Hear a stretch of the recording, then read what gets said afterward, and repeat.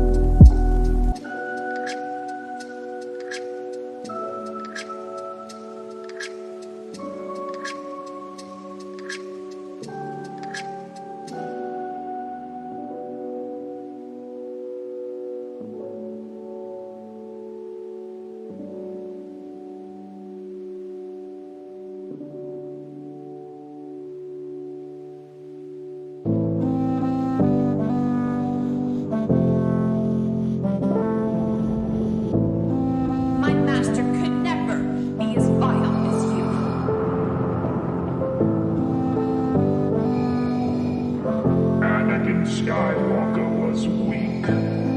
I destroyed him. Then I will avenge his death. Whoa.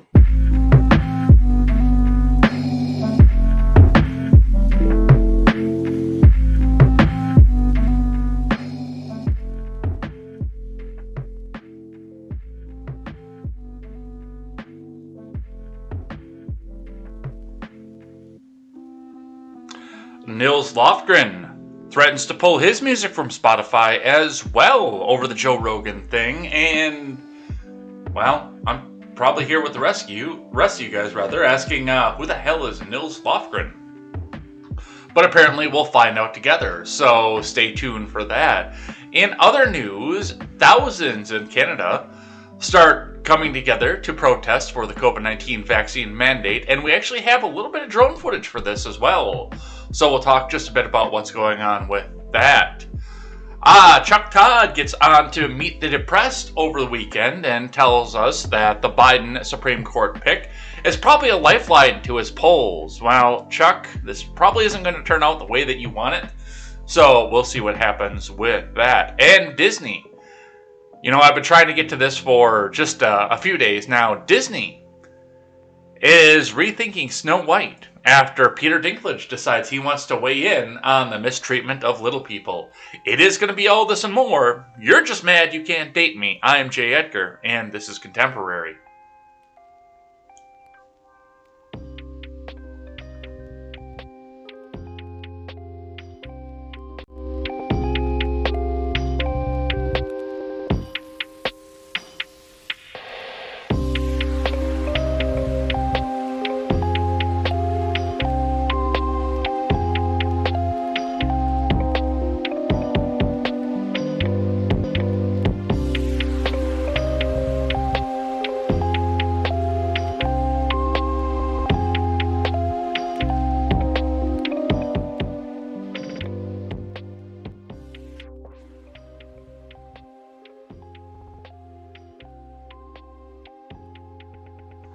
Good morning, Heads. Welcome to Contemporary. Albeit a little behind today, I overslept and had a sneezing fit just as soon as I got up out of bed today.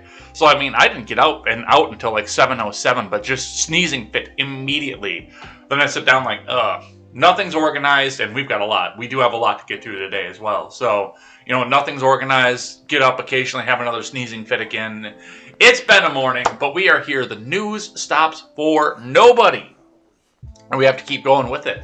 Because otherwise, I mean, A, we would be out of our pattern, first and foremost. But B, it's just, we would miss all of this wonderful stuff that's going on here. So, we are here, we're ready to go, and we are ready to talk about it. Everybody say a prayer for our friend Randy Crush Saka for getting just finished up with his gallbladder surgery. It sounds like he is safe and alive. He's in the chat right now, or his old lady is, one of the two. But somebody in that family is in the chat right now, so everybody say a prayer for him. We did so on Friday. We did so right here while we were doing live chat on Friday for Randy. But go make sure that he's safe. Make sure everything else is good and ready to go. And everything else to go with this. But before we get started, hey, let's make sure you guys go check out turnsofpagesproductions.com. turnsofpagesproductions.com is going to be your one-stop shop for all of your news and commentary needs. Something cool is coming very soon. And that is going to be a place where you can find great shows such as The Daily Ignoramus, The Breakdown with Breckenhoff, The R-Rated Conservative, the new upcoming project with Britt and Sean Hickman, and the Porch Boys. Go check out all of those great shows, all those friends to the program here. They're all good friends. It's a great time whenever you hang out with some of them. They do have some different ideals and some different levels of anarchism, liberty, right-wing, and even some left-wing ideals. But I still encourage you to check all of them out. Get your news and culture from people who have to make some of the same decisions as you, and not people who sit in a suit that costs more than your house. So we'll see what happens with that. Go check out turnsofpagesproductions.com and help us get that launched. Let's look in at the stocks for the morning here. Stocks turned positive on Friday. After sinking down throughout the day, they jumped up in the middle of the day. They started to tumble once again and fell back below the previous close, but turned positive again, coming back up to 564.69 points up, or 1.65%. So that's what we're seeing coming out of the markets. Looks like there might have been a downturn in the futures once again, but I mean, as we see from the futures here, that's not always the worst thing in the world. So we'll see what happens with that. The Bitcoin, the only way for you to live a truly libertarian lifestyle, according to the former presidential candidate and many of the party elite, the Bitcoin is at 37,049.60. That is down 851.7 US dollars. That is 2.25% down over the last 24 hours. So looks like that's going to be in a rough and tumble place as well. So we'll continue to watch that. Your hard metals, looking at those, copper is down, steel is down, and aluminum is up on the broad plays. Looking at the individuals, all of copper has turned red. It was all green on Friday, but it's all turned red throughout, and that is everything, including the brass plays. Conduit steel is down, light iron is up, number one steel is down, the rest, not the rest of them. Cast iron is down, rotors are down, complete car is down, shreddable steel is down, but stainless steel is still on the upswing. On aluminum, that is mixed as well. Aluminum siding is up, clean aluminum copper fin is down, aluminum radiators are up, cans are up, sheet aluminum's up, rims are down. Electric motors are down, ballasts are up, lead is up, batteries have come back down, 16 cents a pound. All of your catalytic converters have turned to the green at this point. Compressors are up, alternators are up, carbide is up, hard drives are up, motherboards are up. However, power supplies, low-grade boards are down, and PC Tower is up. That's what your individual hard plays look like. Let's see what IBD has to say for the morning. From Investors Business Daily, Dow Jones futures fall, market rally still must take this step. Tesla rises on upgrade. From Ed Carson, Dow Jones futures and S&P 500 futures fell Monday morning, while NASDAQ futures were a little changed. The stock market rally attempt showed whipsaw action last week, but closed with a strong gain on Friday. Tech titans Apple and Microsoft led the way, having positive reactions on earnings. Tesla plunged last week, but did hold last-ditch supports on Friday. Tesla stock rose early on Monday on a Credit Suisse upgrade. Investors should remain cautious, but also prepare for new buying opportunities. Pay attention to several key earnings coming this week. Alphabet, Ford, Qualcomm, Fortinet, and AMD are 5 notable reports. All of these charts have had a rough stretch, but Google stock could be actionable soon. Ford stock, Qualcomm, Fortinet aren't plunging versus the broader market. AMD is a former chip leader that is trying to find a bottom. Tesla and Microsoft are on the IBD leaderboard. Microsoft, Google, Fortinet rather, are on the IBD long-term leaders. Microsoft and Google are on the IBD 50.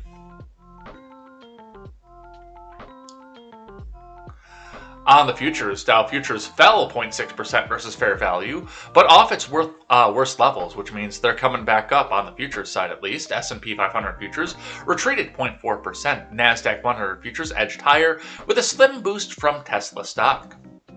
The 10-year Treasury yield rose 3 basis points to 1.81%. Crude oil futures edged higher. China Official Manufacturing Purchasing Managers Index dipped to 50.1 in January from 50.3 in December, just above views for a break-even 50. The non-manufacturing index dipped to 51.1%, also slightly above views. The cakes in China manufacturing gauge fell to 49.1% from December's 50.9. Remember, overnight action in Dow futures and elsewhere doesn't necessarily translate into actual trading in the next regular stock market session. Futures and regular session trading have been volatile over the past several days. That is your new disclaimer when they talk about the futures and the overnight action in Dow futures and elsewhere. It's all been volatile over the past several days. We'll see what happens with that and where it goes. Like I said, the futures were down when we started this all out on Friday, but now it turned itself back up 500 points, so we'll see what happens with that. Let's grab a quick one from investing.com, and let's get into the big news of the day. From investing.com, Dow futures fall 175 points. Payrolls, tech earnings loom. Payrolls is going to be an interesting one, because now that the holiday rush is over, and people aren't doing the extra jobs to go back out and get the extra little bit of cash coming in there, now we're going to see where the payrolls actually are. Let's see what we have going on here from Peter Nurse. Excuse me. U.S. stocks are seen opening in a cautious fashion on Monday at the start of the week. That includes key monthly jobs reports and earnings from the likes of tech giants Apple and Google parent Alphabet. At 7 a.m. Eastern Time, which was about an hour ago, the Dow futures contract was down 175 points, or 0.5%. The S&P 500 futures traded 10 points, or 0.2% lower, while NASDAQ futures climbed 45 points, or 0.3%. So S&P down just a touch, NASDAQ coming up, and the Dow down not significantly, but noticeably at least. The major indices on Wall Street have sold off heavily in January as the potential for as many as 6 Federal Reserve rate hikes this year promised investors to take some money off the table. The blue chip Dow was down 4.4% this month, heading for the worst month since March of 2020, while the broad-based S&P 500 is down 7%. It's the biggest monthly sell-off since March of 2020. The tech-heavy NASDAQ composite stands in correction territory, down 12% in January, and is on track for its worst months since October of 2008. More selling looks likely, according to Morgan Stanley strategist Michael Wilson. Last week's wild swings were a classic bear market action, he wrote on Monday, and we remain sellers of rallies. And the view that S&P 500 fair value remains closer to 4,000 tactically, the index closed at 4431.85. The earnings season continues this week, with reports from tech heavyweights Alphabet, Amazon, and Meta platforms, as well as the likes of GM, Ford, ExxonMobil, Bristol-Myers Squibb, and Merck. Ahead of this, Citrix is likely to be in the spotlight Monday, following the report from the Wall Street Journal stating that Elliott Management's private equity arm, Evergreen Coast Capital, and tech-focused Vista Equity Partners are set to take the software company private. Spotify will also be in focus following accusations it was being used as a platform to promote false information about COVID-19 vaccines, specifically via comedian Joe Rogan's podcast. We will see what happens with that. We will see what's happening with the markets as we continue to watch them throughout the day. Let's get into the big news of the day. And, of course, the first thing that we have to talk about on the big news of the day is, who the hell is Nils Lofgren? Reading from Rolling Stone. Nils Lofgren pulls music from Spotify in solidarity with Neil Young. Nils Lofgren now joins the likes of Joni Mitchell and Neil Young, of course. Now, I'm going to actually be a little bit pessimistic about this and point out the fact that there are a couple of actual names that people know that are getting in on this list. So Spotify might cave, and it's all going to come down to money. It is. It's going to come down to money and see what's going on with that. But for right now, I'm actually kind of excited to look back and see, hey, we're seeing a major company look at some of these millennial children who are the children of divorce and telling them no for the first time. Some of them for the first time in their lives. It's the first time they're hearing no, when they whine and cry and punch the ground and demand that their needs be met. This is from Daniel Krebs. Nils Lofgren has joined Neil Young in removing his music from Spotify in protest the misinformation about vaccines spread by the streaming service's Joe Rogan Experience. A few days ago, my wife Amy and I became of Neil and Daryl Hannah, standing with hundreds of healthcare professionals, scientists, doctors, and nurses, and calling out Spotify for promoting lies and misinformation that are hurting and killing people, the rock and roll inducted guitarist, Crazy Horse, and E Street Band member wrote Saturday on the Neil Young archives. When these heroic women and men who spent their lives healing and saving ours cry out for help, you don't turn your back on them for money and power, you listen and stand with them. The guitarist continued, as I write this letter, we've now gotten the last 27 years of my music taken off Spotify. We're reaching out to the labels that own my music to have it removed as well. We sincerely hope they honor our wishes, as Neil's labels have done. That wasn't Neil's label, by the way. And we got to touch on that for a second. There have been some takes that have gone around Twitter with this. One of the ones, what is his Twitter handle? I don't even know. MBS, I think it is. Let's go look.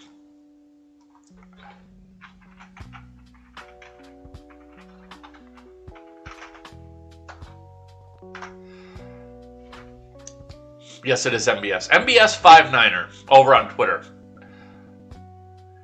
He tweeted out a couple days ago that if there is some sort of labor dispute, usually in a company, and we're talking in the private sector here. In the private sector, if there is some sort of labor dispute, usually between two employees, where one says, I can't work here as long as you keep this other person on the clock. I can't do this. It's either you're going to lose this person or you're going to lose me. Typically, in that situation, unless one of the people is management, that usually changes things a little bit. But typically in that situation, when it's two people that are both on the same side of it, both of those people, and I'd actually have to go back and find the tweet that goes along with this, but usually in that situation, the person who made the demand is the person who gets fired. And I'm pretty sure that's what happened to Neil Young. Spotify said, okay, you want to make a labor dispute and you want to try to cost us money and you want to try to get people to boycott? Fine! You don't have a platform here anymore. Why the fuck is Ahmaud Arbery trending? Oh, apparently there's a plea deal going on here. So we'll probably talk about that tomorrow. But yeah, I mean, in that situation, it's not hard. You look at this, and the person who's making the demand, especially if you cave to the person who's making the demand, is going to come back and try to make the demand about somebody else in the future. So nip the one who's causing you problems in the bud and get rid of that motherfucker. Unless there is, of course, some major problem with the person that they're trying to cry about. Like, say it's a cashier in a company. Say there's two cashiers in the company. And one of them just comes down and says, I don't like this person. So you either get rid of this person or I'm going to leave. That person, the person who came down and made the accusation, under most circumstances, is going to be shown the door. Come back in, bring your uniforms, come back in, pick up your last check, and you're gone. Unless, of course, person two, the person that's being accused, has punched a fucking customer. At that point, they'll both probably be gone. Because, once again, the big problem with that is when you do cave to somebody who's going to act like that, that person's going to come back to try to do it again. Like, oh, hey, I got away with it this time. I guess if I do this again, if there's somebody else that I don't like, then, hey, that person will be gone too. You don't do this. On Tuesday, Young became the first high-profile artist to demand that their catalog be removed from Spotify, with the rocker writing to his management team and record label in a since-deleted post, I am doing this because Spotify is spreading fake information about the vaccines, potentially causing death to those who believe the disinformation being spread by them. They can have Rogan or Young, not both. The previous month, 270 doctors, physicians, and science educators, and nursing students, and concerned podcasters, and other people who aren't in the medical field, signed an open letter asking Spotify to stop spreading Rogan's baseless claims. By the week's end, the vast majority of Young's catalog was off Spotify, a move not unnoticed by Apple Music, Tidal, Amazon, and SiriusXM, each of them who threw shade at Spotify for but amplifying their Young catalogs. I support free speech, Young further explained in an open letter. No, you don't. No, you don't, and this proves it. I've never been in favor of censorship. Private companies have the right to choose what they profit from, just as I can choose not to have my music support a platform that disseminates harmful information. I am happy and proud to stand in solidarity with the frontline healthcare workers who risk their lives every day to help others. So, that's what we see coming off of that. And yeah, that's my big thing is, yeah, if you do have a labor dispute, which that's when you essentially look down on it, that's what this was. I mean, both are contractors. Neither one of them is a direct employee of Spotify. Well, no, Rogan wouldn't be a direct employee of Spotify either. They're both contractors. But in this situation, which contract is going to cause you the most problem going back down? But that's what we see coming off of that. Let's grab one from the Daily Wire. Rogan has actually weighed in on this. Joe Rogan responds to controversy with Spotify proposes new way forward for his show. From Ryan Saavedra. I do use Spotify and enjoy Spotify. I use Spotify a lot, actually. Joe Rogan, the host of the wildly popular podcast, The Joe Rogan Experience, responded directly Sunday night to the political left's attempts to cancel him in recent weeks over a couple of episodes where he had on medical professionals and scientists who challenged the mainstream narrative on matters related to the pinko-fucking-pox pandemic. Rogan posted the video late on Sunday night on Instagram after Spotify, which is where he hosts a show, released a statement earlier in the day announcing new actions that the company would take to combat misinformation. Rogan said that a lot of people have they have a distorted perception of what he does based on misleading media coverage. He said that he focuses on simply just having conversations with interesting people and trying to learn from them. The podcast has been accused of spreading dangerous misinformation, specifically about 2 episodes. A little bit about some other ones, but specifically about the 2, Rogan said. One with Peter McCullough and one with Dr. Robert Malone. Dr. McCullough is a cardiologist, and he's the most published physician in my field of history. And he's where I get my DMT from, man. Dr. Malone owns 9 patents on the creation of mRNA vaccine technology, and is at least partially responsible for the technology that led to mRNA vaccines. Both of these people are highly credentialed, very intelligent, very accomplished people. And they have an opinion. An opinion that markers smell really, really good. And that's different from the mainstream narrative. I wanted to hear what their opinion was. I had them on, and because of that, these episodes in particular, those episodes were labeled as being dangerous. They had dangerous misinformation in them, Rogan continued. The problem that I have with the term misinformation, especially today, is that so many of the things that we thought of as misinformation just a short while ago are now accepted as fact. Like, for instance, 8 months ago, if you said if you get vaccinated, you can still catch COVID and still spread COVID, you'd be removed from social media. They would, ban you, man, from certain platforms. Now that's accepted as fact. If you said, I don't think cloth mask works, you'd be banned from social media. Now it's openly repeated and stated on CNN. If you said, I think it's possible that COVID-19 came from a lab, you'd be banned from any social media platform. And that's on the cover of Newsweek. All those theories at one point, at time, were banned. They're openly discussed by the 2 men that I had on my podcast, and I've been accused of dangerous misinformation. And I mean, he's not wrong. Nobody knows. Like, honestly, I'm going to come back out and tell you. Unless there is some grand conspiracy out there. Unless Stephen Ignoramus and Alex Jones are right. Unless this is all some plan to usher in the Great Reset. Unless those two things are true, then nobody knows what's going on with this. And the information changes daily. Sometimes weekly.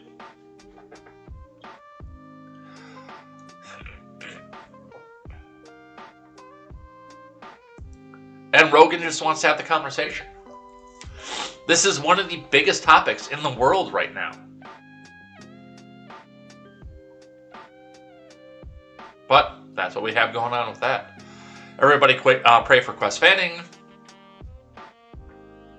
Barry Manilow got into this. I wish my reply would have come to the top. I really do. But nobody said a word or hit the like button on my reply. So it got buried out to the bottom. Barry Manilow was accused on Saturday of being the latest artist to come back in and demand that his music be pulled. Well, Barry Manilow had to respond on Twitter and said, "I recently heard a rumor about me and Spotify. I don't know where it started, but it didn't start with me or anyone who represents me." To which point, at some point in here, and it's probably down there buried, like I said, because nobody hit the like button on it. Come on, guys. But I said, you know what? The Spotify rumor is all well and good. That's a recent one. I need to know the answer to this rumor. Did Principal Vernon actually raid your closet in the 80s? Because I've been waiting 30 years to find the answer to that question. Spotify, that's just a few days old. I need to know about Principal Vernon.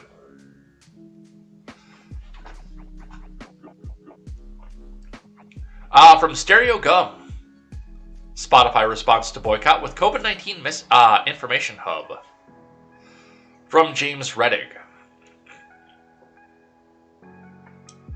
This week, Neil Young, Joni Mitchell, and other artists declared that they were removing their music from Spotify to protest the streaming service's exclusive deal to host the JRE podcast, which twice, COVID-19 misinformation. Today, Spotify CEO Daniel Ek has issued a statement addressing the issue, which doesn't mention Young or Mitchell specifically, but does aim to offer a response to the situation. "You've heard a lot of questions over the last few days about our platform policies and the lines that we've drawn between what is acceptable and what is not," Ek wrote. "We have rules in place for many years, but admittedly we haven't been transparent about the policies that guide our content more broadly. This in turn led to questions about the application to serious issues including COVID-19.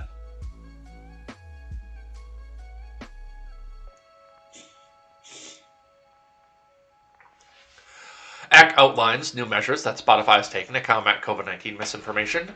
Among them is the launch of a COVID-19 hub that provides easy access to data-driven facts, up-to-date information as shared by scientists, physicians, academics, public health authorities, and probably nursing students and podcast hosts that agree with the COVID-19 pinko pox narrative." Oh, excuse me. Didn't get to that one in time.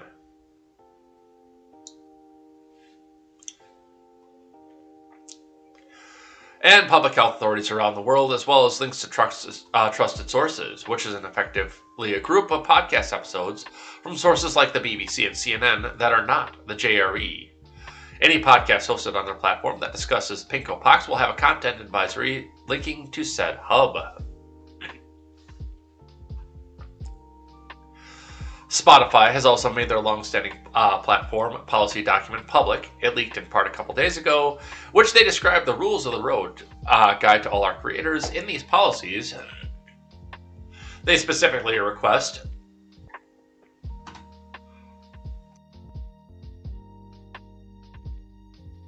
excuse me. Apparently I'm still a little bit sick.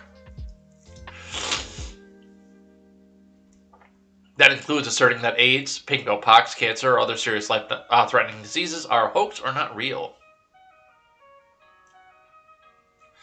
So that's Spotify's response to this, is to make an information hub where you can go find stuff from accepted sources. All right, from the Blaze. Totally misleading propaganda story condemned for saying Spotify lost more than $2 billion after Neil Young removed from Chris Enlow. Variety, an entertainment news outlet, was promptly bashed for promoting misleading propaganda after claiming Spotify lost more than $2 billion in market value following the removal of Neil Young's music. Spotify dropped Young's music from its platform after he issued the streaming service an ultimatum. Young said that Spotify can have Rogan or Young, but not both. Spotify ultimately chose Rogan. On Saturday, Variety published a story with a headline that read, Spotify lost more than $2 billion in market value after Neil Young pulled his music over Rogan's podcast. Neil Young didn't pull his music, okay? That's the first thing we need to accept about this narrative. Neil Young did not pull his music. Spotify pulled Neil Young's music because Neil Young was causing them problems.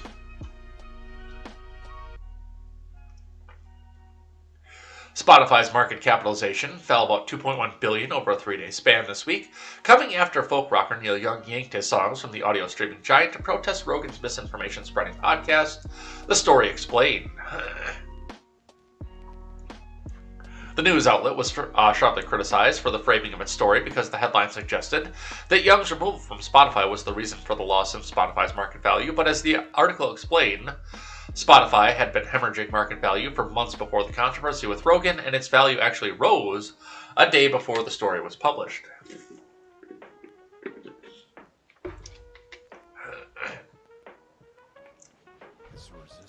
To be sure, Spotify's stock price was already on the slide, having plummeted 25% year to date as of January 25th, the day before Young's catalog was pulled off Spotify, the story admitted. Also, it's worth noting that the Spotify stock rebounded slightly on Friday, closing up 1% to $172.98 a share amid a broader market upturn. Critics blasted, this is cherry-picked bullshit. The market in general was way down this week.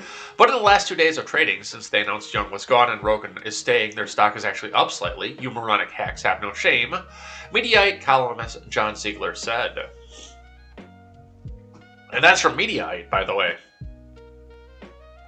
Totally misleading propaganda. The Spotify market cap dropped significantly more than every other tech stock recently, evolutionary psychologist Jeffrey Miller said. There was a market correction that knocked down literally the whole market due to the interest rate scare brought on by the U.S. Federal Reserve. This is willful ignorance, another person pointed out.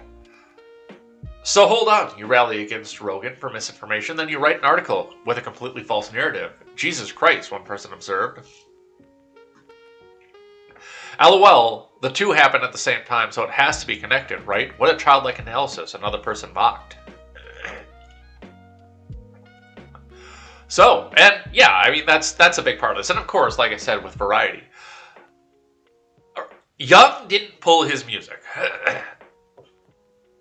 That's the important part of this. Now, because of the ultimatum, well, hold on, let's back up. Let's look at this from a proper timeline. Young wrote the ultimatum, then he deleted it. Then Spotify said, okay, fine, you want to put this out there and be public about it? Then fine, fuck you. Get your music off our platform. We're not going to host you anymore. Fuck you.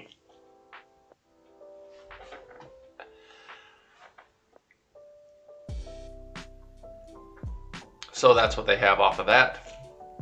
All right, let's shift gears here. Let's talk about somewhere else here from Insider. Justin Trudeau was moved to a secret location as thousands in Canada protest COVID-19 vaccine mandates for truckers and other restrictions. From Kelsey Vlamis.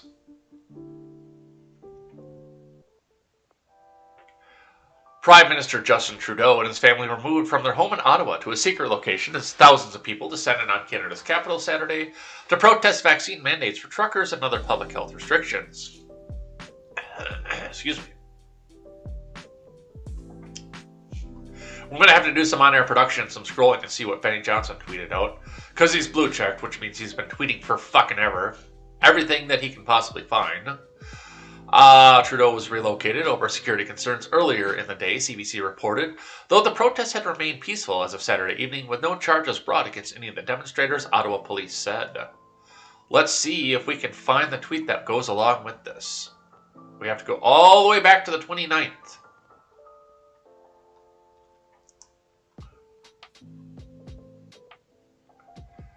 There's the 29th. There's the Dutch truckers.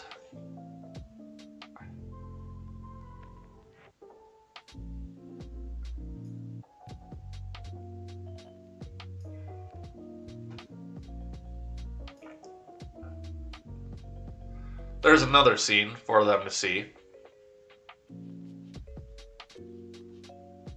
What is the tweet here?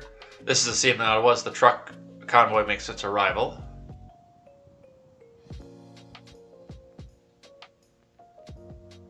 Yeah, I mean, there's a bunch of stuff because yeah, they're in Ottawa right now.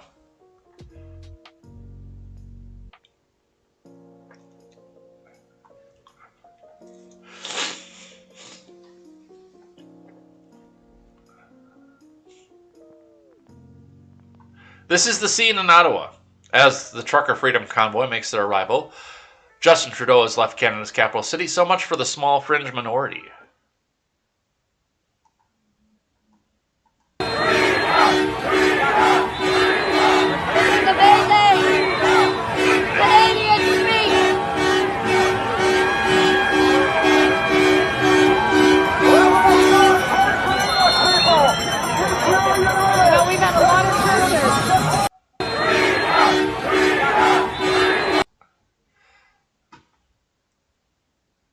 There's more. There's the overhead view of it all.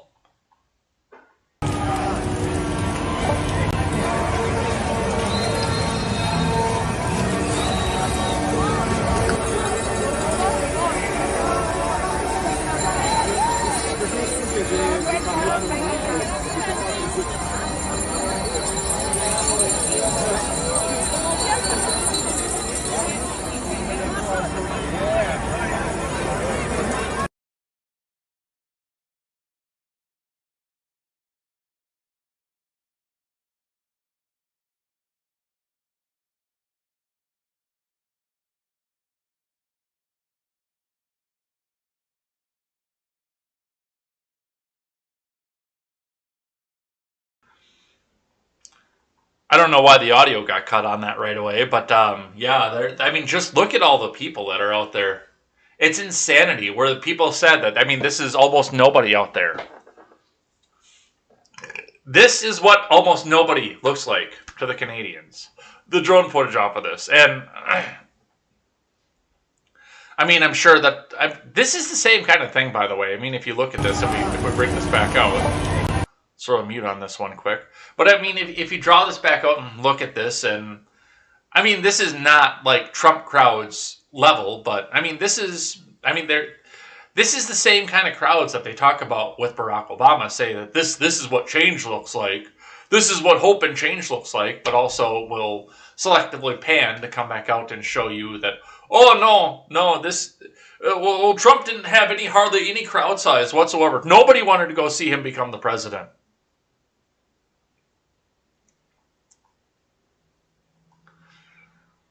So, thank you, Benny Johnson, for that.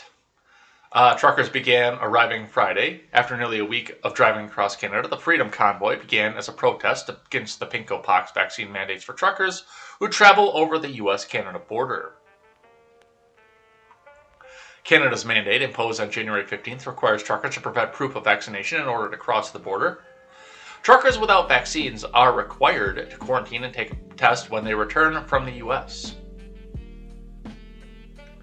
A similar mandate for truckers in the U.S. was imposed on January 22nd.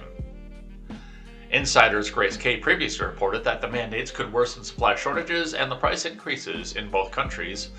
Trudeau said at a press conference on Monday that the vast majority of Canadian truckers were already vaccinated. That's probably true, actually. Because of, especially the ones that cross the border, because of international law. Now, there is a level of international sovereignty. Once again, I don't agree with mandating what you can and cannot put into your body.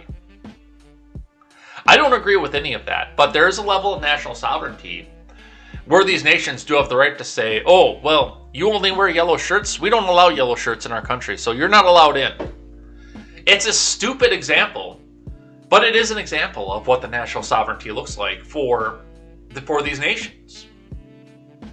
It is an insane example, but it is an example of what national sovereignty actually looks like.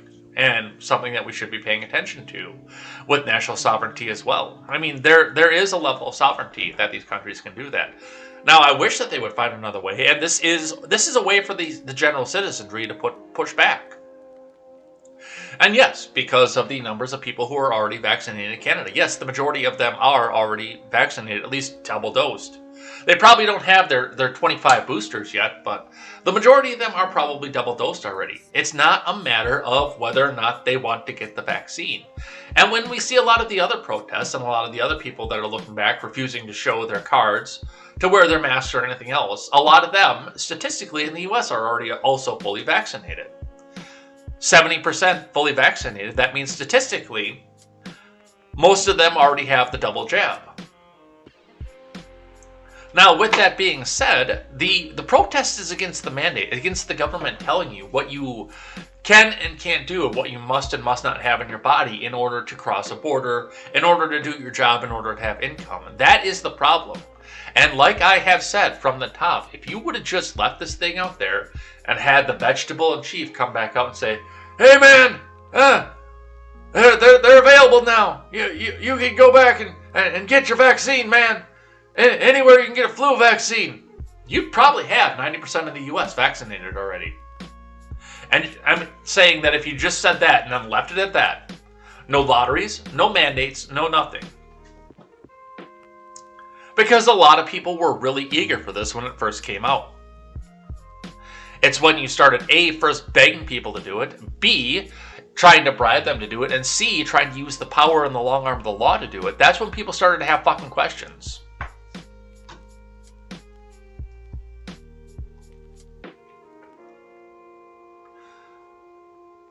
So that's what we see off of that.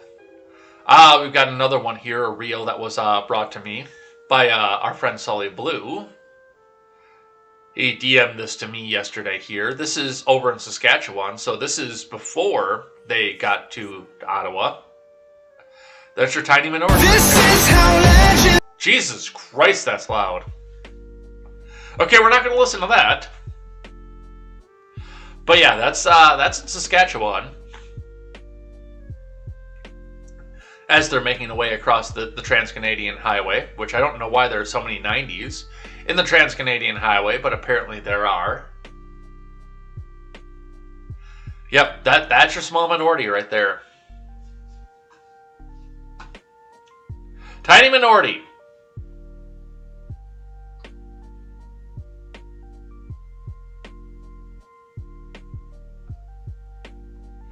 Tiny minority. Look at that tiny minority. There it is. All right, what else do we have? This cartoon came out, which is fucking hilarious. The fact that people come out there and actually believe this shit. Your supply chain and all the trucks marked as fascism.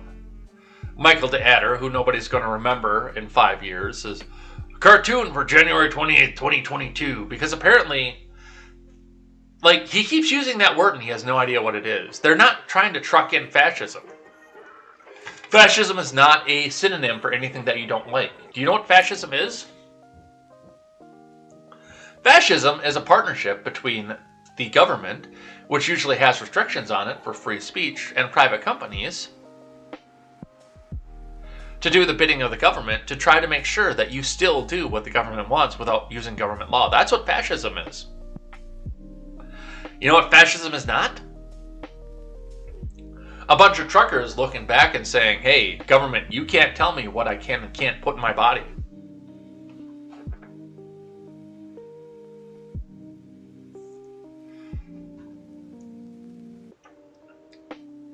And MJ, Morgan is a wizard over on Twitter, says it best. Fascism isn't anything you disagree with, you dork-ass loser. What else do we have here? Here's one coming out of Italy, because apparently now we're getting supply chain issues in Italy and Australia as well. From Italy, Burning's tweets out, Italian truckers are now mobilizing with Australian truckers, joining forces, hashtag together with Canada. No one is free until we're all free. It's a beautiful thing. The people will decide. Let's look at what this looks like in Italy.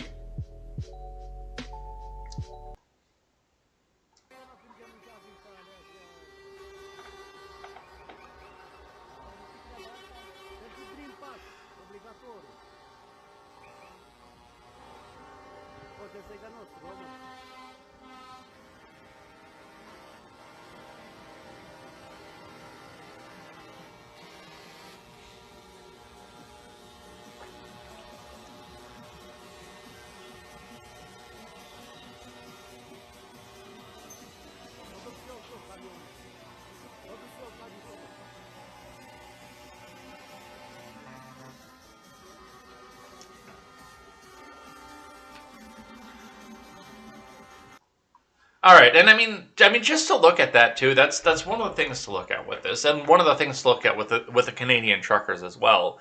Like right now, they're not doing anything right now.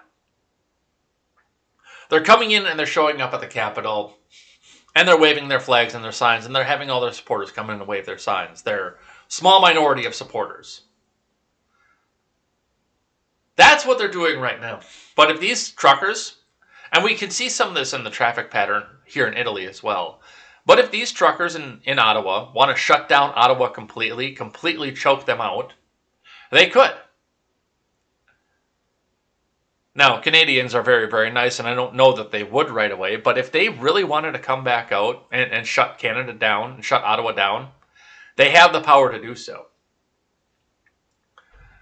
Your average RCMP officer cannot just get into a semi-wrecker and start dragging trucks away.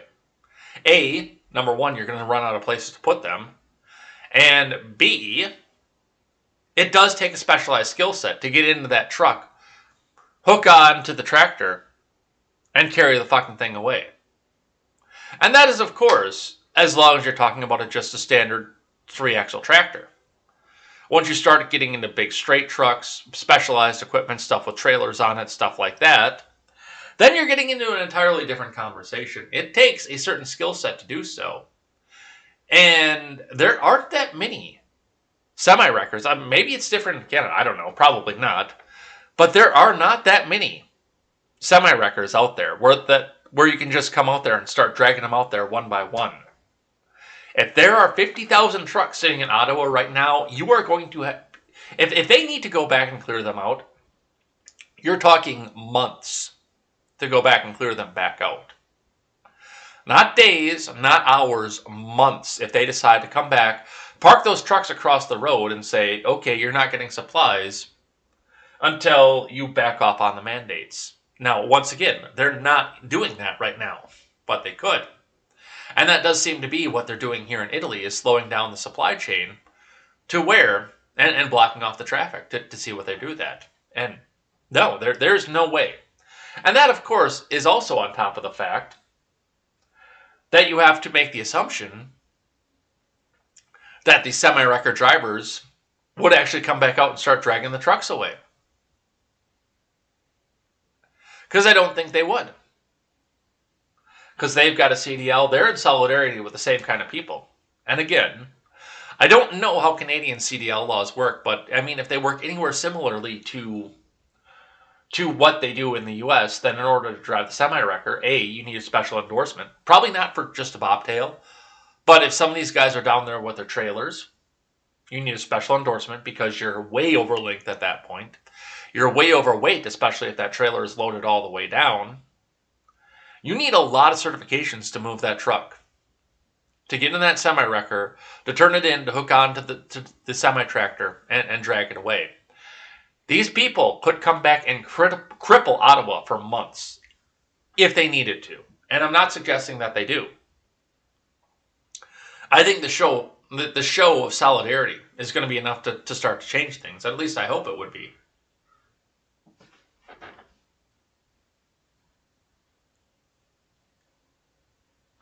And, of course, the cope here. LOL, less than 1% of Canadian truckers participating. 90% of eligible Canadians are vaccinated. The people have decided. Take a hike. Yeah, they're standing against the mandates. They're standing against the government telling you what you can and can't put in your body. Like I said, when we first did the first tweet, statistically, the majority of the people that are standing out there are vaccinated, at least one shot. The vast majority are at least one shot. Probably the mainline majority is 2 shots, and I would say probably a vocal minority is boosted all the way up through, or at least 3-shot boosted. That's not what this is about. This is about mandates. This is about the government telling you what you can and can't put in your body. It's not about getting the vax anymore.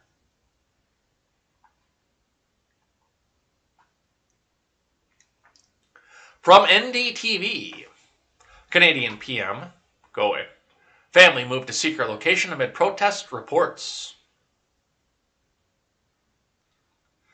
I have no author given with this one.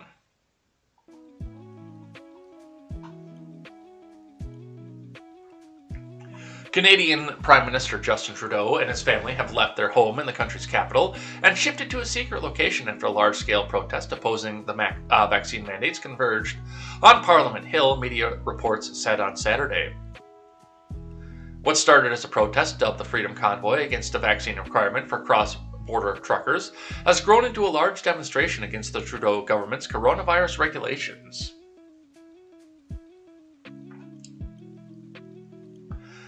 Thousands of truckers and other protesters converged on the capital city on Saturday to call for an end to the COVID-19 vaccine mandates and other public health restrictions, the Canadian Broadcasting Corporation reported. Among the people were some kids, with their kids, elderly and disabled people.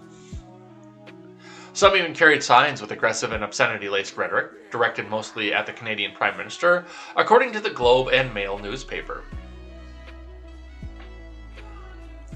Some of the protesters were seen dancing on a prominent war memorial, prompting the condemnation from Canada's top soldier, General Wayne Eyre, and Canadian Defence Minister Anita Anand. The police are on high alert for violence after hundreds of protesters flooded the parliamentary precinct, despite an extreme cold warning. I am sickened to see protesters dance on the tomb of the unknown soldier and desecrate the National War Memorial. Generations of Canadians have fought and died for our rights, including free speech, but not this. Those involved should hang their heads in shame, General Wayne Eyre tweeted. Yeah, maybe you shouldn't do that. But I mean, right now, who's going to stop you? Your chief executive is in the bunker.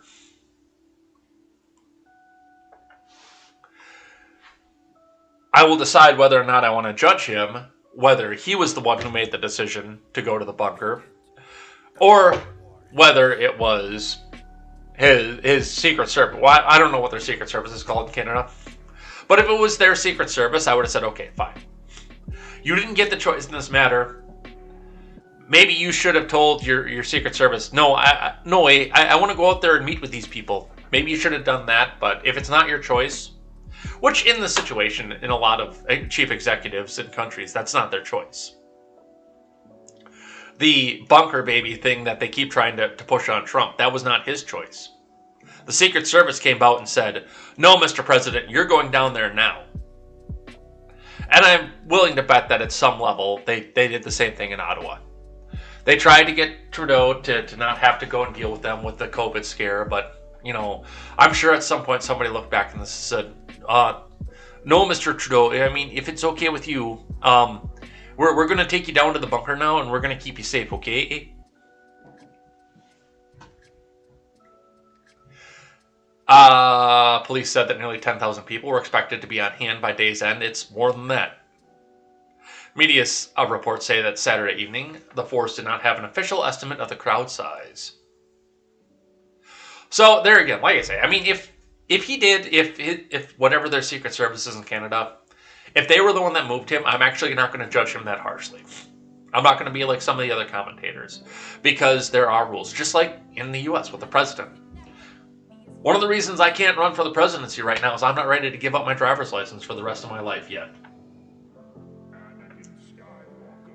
But yeah, the U.S. president, anybody who's been a U.S. president will never be allowed to drive again. And I will not live like that. Those people will never be allowed to drive on a public road again. I don't know what the rules are in Canada, but yeah. And just like with the protesters coming up against and people, like I said, people saying bunker baby about Trump. Well, he didn't get a choice in that matter. So this is to me, this is a developing story. And I will see what happens with that and where that goes. All right, let's shift gears here. Let's talk about the Orange Man. Because he did something else that put everybody that's opposed to him into a meltdown panic attack. And they think that this is going to be fascism. Trump says he may pardon and charge January 6th Capitol rioters if he wins in 2024.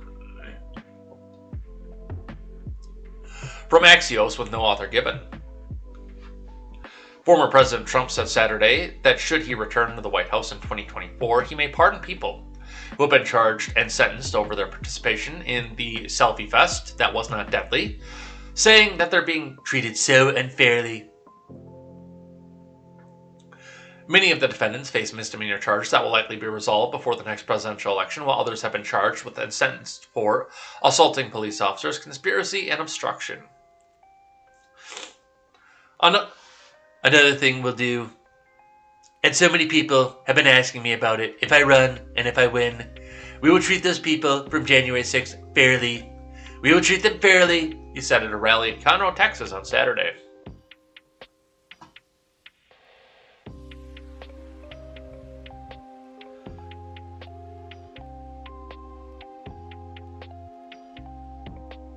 Huh. Harvey McLeod just updated my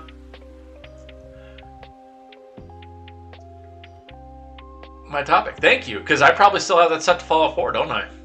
Son of a bitch. I could probably fix that too. Thank you, McLeod. Especially with something I didn't know that I could do.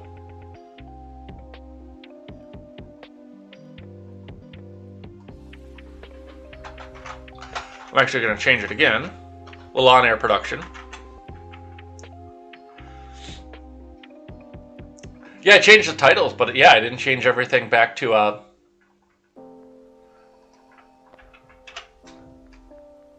would be wise to surrender.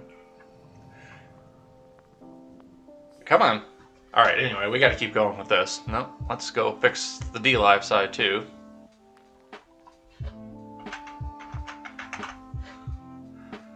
Alright. That's all fixed. We're all fixed again. Thank you, McLeod, for catching that.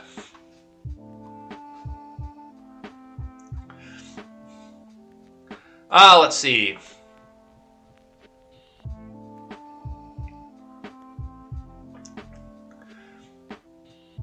If it requires pardons, we will give them pardons because they're being treated so unfairly, he added. Though Trump has not yet to definitively say whether again he'll run for president in 2024, his speech strongly implied, and it's widely assumed that he intends to enter the race. Trump's suggestion that pardons are needed for the January 6 defendants is an extension of the Republicans' campaign to rewrite the severity of the riot by claiming participants were simply tourists or by falsely claiming it was organized by the FBI or Antifa members pretending to be Trump supporters. Hey! We need to go into the Capitol. No, I mean peacefully. No, I'm not a Fed. No.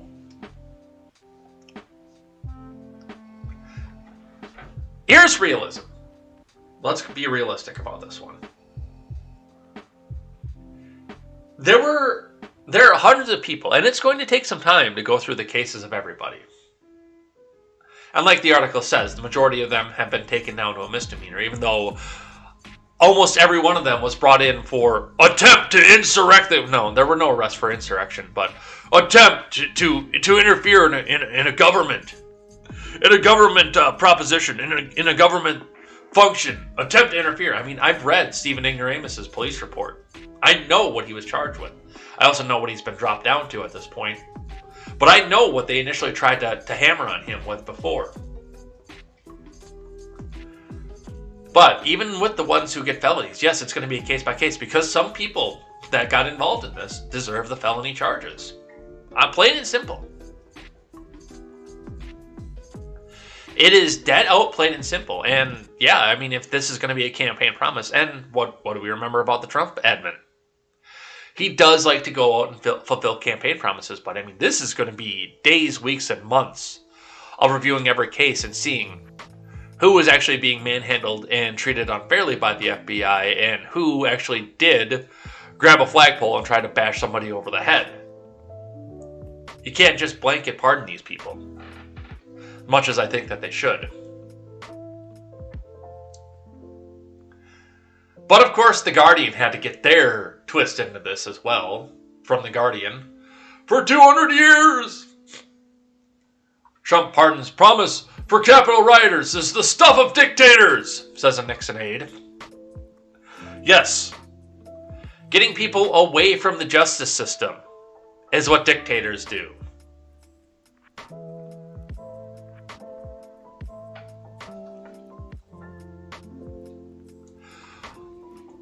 Do I have an author given on this? Yes, I do. Martin Pengelly in New York. Donald Trump's promise to pardon supporters who attacked the U.S. Capitol on January 6, 2021 was the stuff of dictators, Richard Nixon's White House counsel warned. Trump made the promise at a rally in Conroe, Texas on Saturday. If I run and if I win, he said, referring to the 2024 presidential election, we will treat those from January 6 fairly. We will treat them fairly, and if it requires pardons, we will give them pardons because they're being treated so unfairly. More than 700 people have been charged in connection with the Capitol Selfie Fest, around which 7 people died. Bullshit! 1 person died. And it might actually be no people died because I'm kind of convinced of Stephen Ignoramus's conspiracy theory that there was no Ashley Babbitt.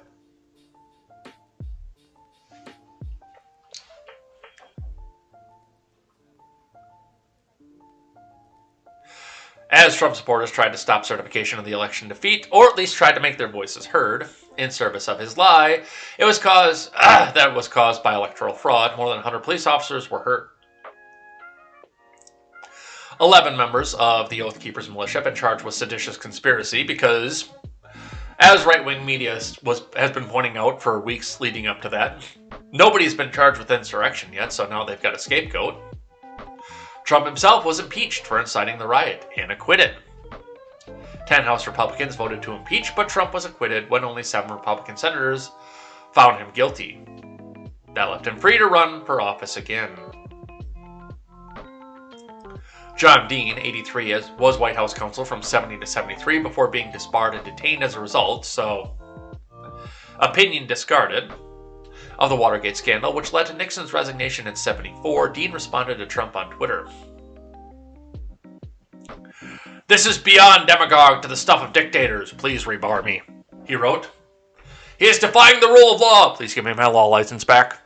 Failure to confront a tyrant only encourages bad behavior. Please, I'm begging you, just release me from all the accusations from Watergate. If thinking Americans don't understand what Trump is doing and what the criminal justice system must do, we are all in big trouble. No, you dumb fuck. And this is the reason you don't have your law license anymore. It has nothing to do with Watergate, it's that you actually believe this bullshit. Here, let's be realistic. You know, I like doing things with reality. Wow, I can talk this morning. I like doing things with reality here. Now, no, reality would be the Department of Justice coming back out here and seeking charges against an individual of an opposing political party that is no longer in government. That is reality. Allies of a member of the opposing party. That's the stuff of dictators.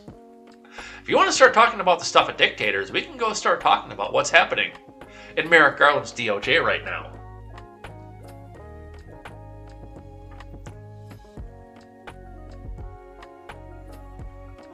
The stuff of dictators. Fuck you. Chuck Todd got into it here. Did I not grab this article? Apparently I didn't. That's okay, we can do this. Chuck Todd got in the news Saying Mr. Biden was thrown a lifeline, Chuck Todd says Supreme Court pick could save Biden's plummeting polls. No, it can't.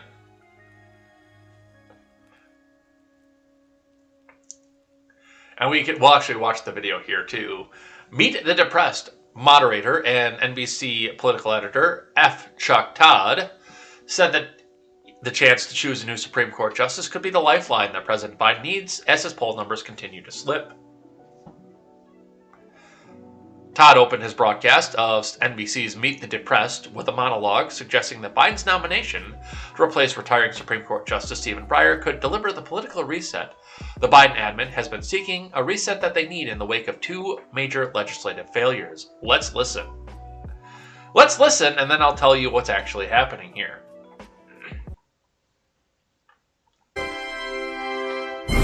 And a good Sunday morning. Just last week, we said President Biden was in desperate need of a reset. His poll numbers are falling, in particular among African Americans, and there's real fear that Democrats' midterm hopes will be sunk by a lack of enthusiasm among the very voters who put Mr. Biden in office. And then just like that, Mr. Biden was thrown a lifeline with the news that Supreme Court Justice Stephen Breyer would indeed retire at the end of this term. President Biden vowed to keep his promise during the campaign that he would appoint an African American woman to the first court opening he had. That could help with declining black support. Supreme Court hearings could also blunt that enthusiasm problem, serving as a reminder to Democrats that elections have consequences, and they matter. And getting a Supreme Court nominee confirmed would give Mr. Biden a political win after the disappointments in the last few months over voting rights and Build Back Better. Of course, replacing Breyer with another liberal won't change the court's current conservative tilt. But Mr. Biden finally has an open field with a real chance to put some points on the board and at least temporarily change the narrative of his presidency. Yeah, see, here's the problem, and there are a couple problems with this. Now, number one, first and foremost, Breyer is retiring at the end of the term. Now, his big thing is going to be whether or not somebody is confirmed and ready to go by the time. And this is going to be another situation where Democrats could easily snatch defeat from the jaws of victory. Just want to look and see exactly what day the term ends.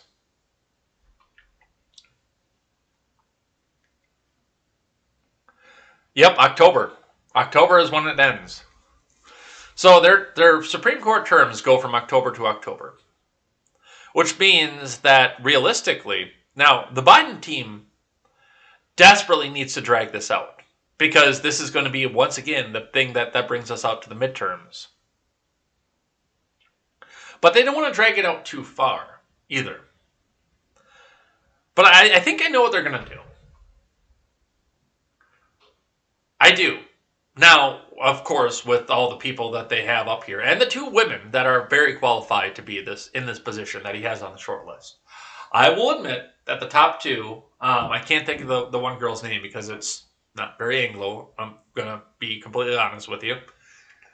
The one woman's name, I can't think of it there, but she is tremendously qualified, and I do think that he should pick her. If that's got to be his decision, is whether or not she has a vagina and whether or not she has dark skin, then he should pick her.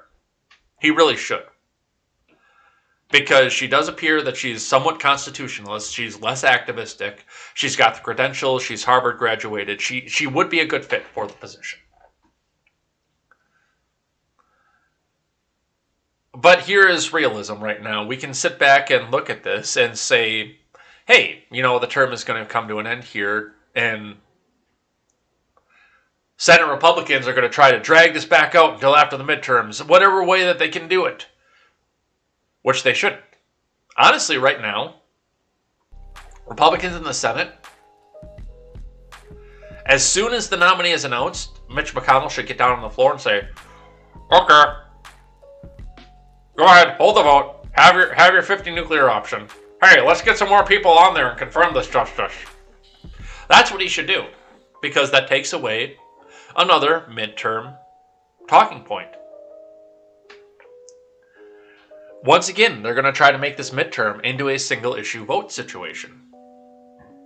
You have to vote for Democrats because otherwise we might not get this supremely qualified person confirmed. Oh, wait, she's already confirmed? Oh, well, Mitch McConnell might take the Senate again. Oh my God!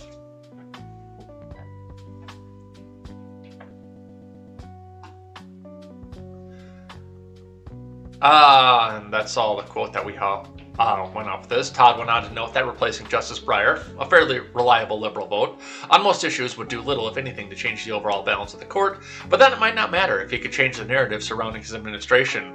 Yes, we discriminate based on sex and race.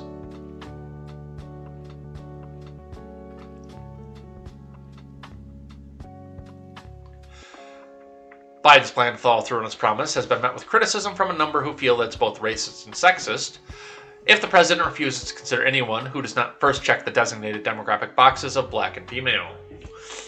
Others, like Sonny Hostin, have said that it's important for Biden to keep his promise because it would shore up his support among black women voters. Let's listen to what this cunt had to say. This is a promise that he made during his campaign, and I believe he made it around South Carolina, and he wasn't doing well before South Carolina. And he promised this to black communities. And as you mentioned, Whoopi, I think he wouldn't have won the election without South Carolina. No. No. And I think it's a great time for him also to change the narrative with the community, because right now you have, voters over 50 that are black. His approval rating is down something like 16 points. So I think keeping his promise to the community is very important. And the other thing is, it's not like there's a dearth of African-American women that are capable and really qualified for this job. Yeah. Who comes to mind for me is Judge Ketanji Jackson out in D.C. I know her. You're not alone. She graduated from Harvard College and Harvard Law School. She's on the D.C. Circuit Court of Appeals. I've argued cases in front of that court. And it's the feeder court to the Supreme Court. And she's young, she's uber qualified. And I will admit, I agree with Hostin on this. By the way, yeah, it's Ketanji Brown. I looked it up while Sonny was talking. Yeah, Ketanji Brown Jackson is tremendously qualified for that position. Of course, if she got nominated and confirmed, which she should, the air would always be over her head of, well, I don't know, man. Am I nominated here because I'm actually qualified, or am I a diversity hire? Not that I think any of these people would give a fuck, but... And then Leandra Kruger, the Supreme Court Justice and former Deputy Solicitor General, she'd be the other one. Both of those women, looking at the resumes, which are obviously padded because we got them from CNN, both of those women would tremendously fit everything. Yes, including the diversity requirements, of course, but they both have the qualifications to be on this situation. But there again, if either one of them came up, would their judgment now be tarnished by the fact of, hey, are they actually qualified? Or B, was I a diversity hire?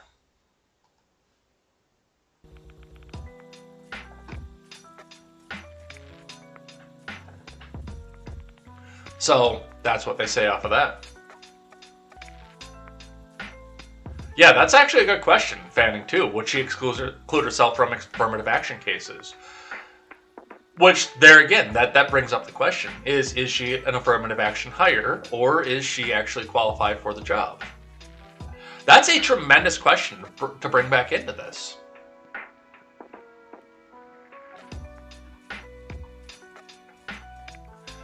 All right. The red-haired bobblehead got into it, and now this was the one that had to bring this out, so this is going to be spun in whatever best way they can. Press Secretary Red-haired bobblehead said Thursday that if the Republicans play games in characterizing a SCOTUS nominee as a radical before they know anything about who she is, they just obliterated their own credibility. Amy Coney Barrett! Let's listen to what red-haired bobblehead had to say. For the quick foreign policy question, he said at the news conference last week that he kind of underestimated the level of GOP pushback to him and his agenda. And we all think that his nominee will not be spared any pushback. So how interested is the president in a bipartisan confirmation vote for the nominee, or would he be open to a Democrats only confirmation vote? Well, Darlene, as you heard the president say directly, he's going to work in good faith with senators of both parties. And There are historic parts of these processes that include the advice, receiving the advice, welcoming the advice from members of both parties, and that's something he certainly intends to do. As you heard him say, I expect we'll have more details on what that will look like in the coming days. And he's also grateful to the Republican members who have already indicated they plan to work with him. But I think we also should be clear about some of the games that we're already seeing indications of out there. We have not mentioned a single name. We have not put out a list. The president made very clear he has not made a selection. And there are, if anyone is saying they plan to characterize whoever he nominates after thorough consideration with both parties as radical before they know literally anything about who she is, they just obliterated their own credibility. So our intention is to not play games. The president's intention is to consult with members of both parties. And his intention is to nominate a qualified candidate who, after completing a rigorous process, who is worthy of the excellence and decency of Breyer's legacy. Well, and I mean, technically she's right. The Biden admin doesn't have a list, and there isn't a selection made already. The Biden himself hasn't done that. That's all Ron Klain, because this is Ron Klain's pick, of course. But yeah. Do we go down the list? Do we talk about Gorsuch? Do we talk about Kavanaugh? Do we talk about Barrett and the hell that they all three faced down as they went off of this?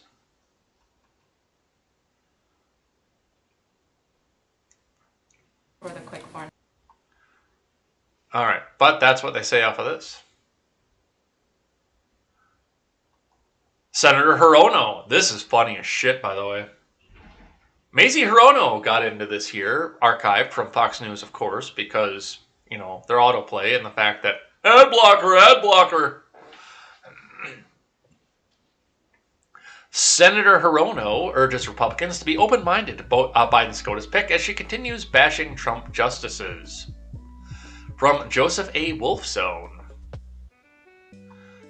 Senator Mazie Hirono is urging her Republican colleagues to be open-minded when it comes to President Biden's Supreme Court nominee.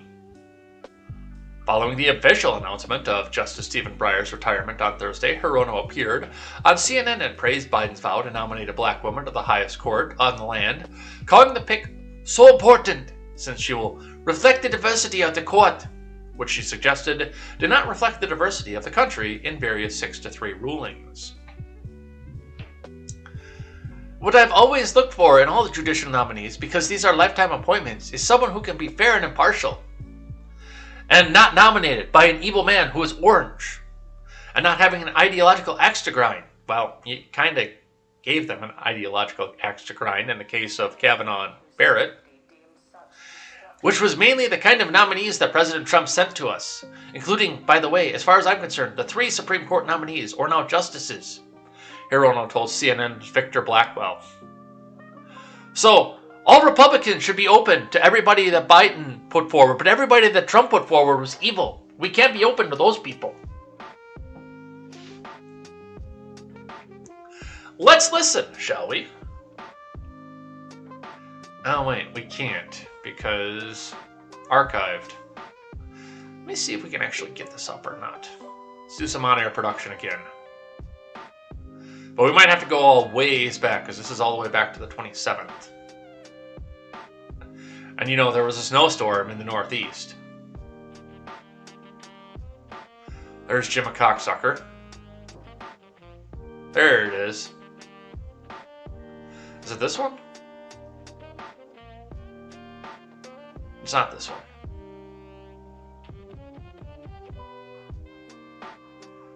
Yeah, I hate that I have to archive everything from Fox News, especially if they've got a tweet in here, because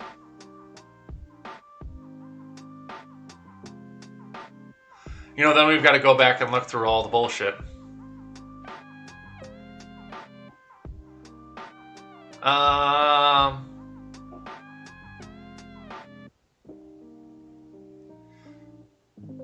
Yep, this is this one right here. So let's listen to a little bit what Senator Hirono had to say. And joining us now, Senator Mazie Hirono from Hawaii. She is on the Judiciary Committee, which, of course, will hold the confirmation hearing. Senator, welcome back. Let's start here. We know that there is this.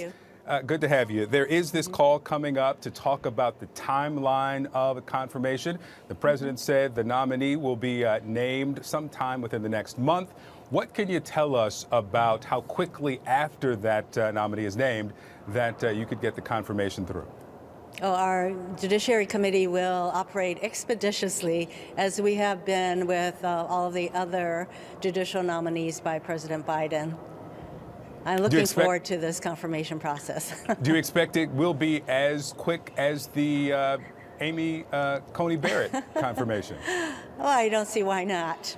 But we will move forward expeditiously. And by the way, I was so delighted that Justice Breyer referred to the Gettysburg Address and reminding all of us that, yes, we are still in what is it, democracy, that all men and women are created equal. It's an experiment, yes. It's an experiment that is still becoming, and it's up to us to make it happen.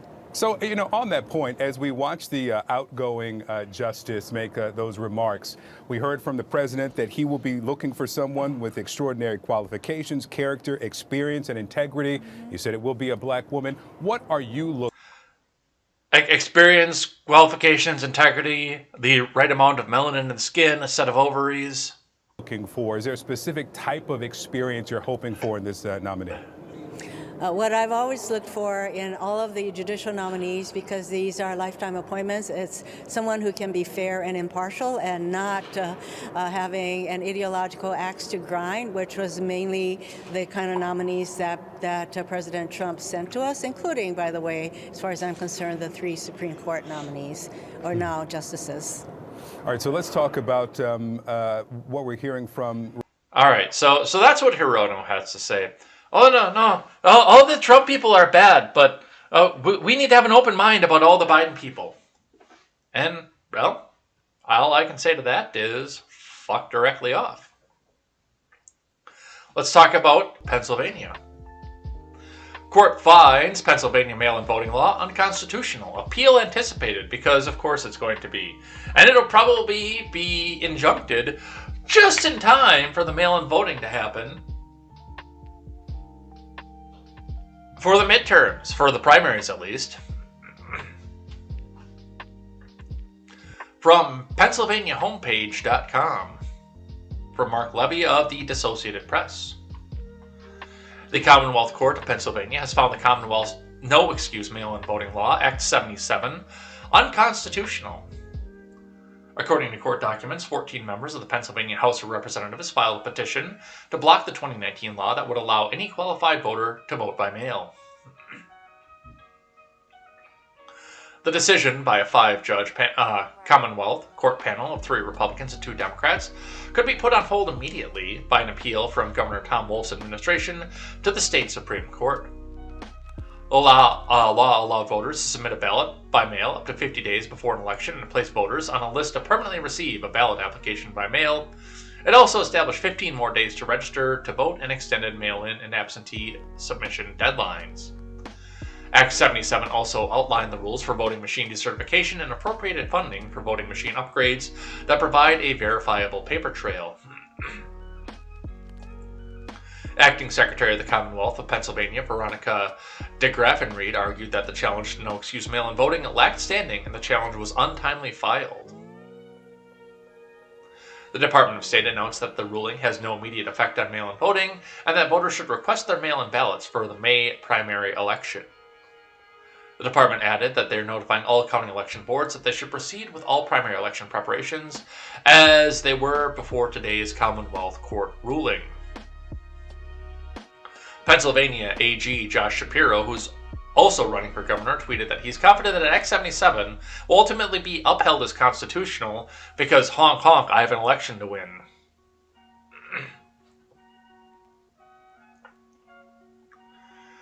Look, here's the reality. And, I mean, of course, the thing that went along with the Pennsylvania voting law is that Democrats and Republicans cut a deal over this voting law to get it back out in 2019. Republicans were on board with this. They made a deal to have another law put it back up into place, but realistically, when you look at this here, because of the constitutionality of this, if this comes out to be true, and of course this all has to be taken care of and injuncted in the court, but if this all turns out to be true, then Republicans in Pennsylvania were in no position to make the deal. And it doesn't matter whether or not they made the deal for this or not.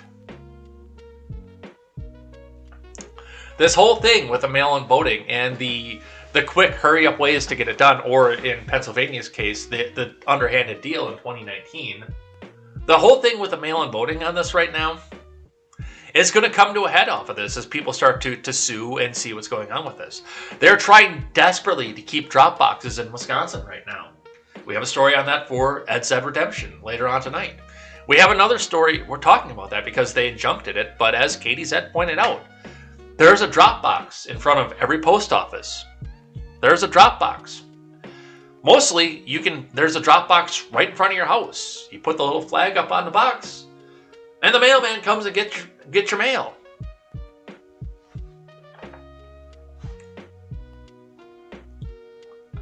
We don't need to have all the excessive drop boxes in Wisconsin. There's a drop box every fucking where. And it's the same thing when we look at what's happening with this and the constitutionality of it. Yes, it's unconstitutional. Yes, of course. Republicans in Pennsylvania made the deal, but they weren't in a position to make the deal. And now they might be fucked. We'll see what happens with that.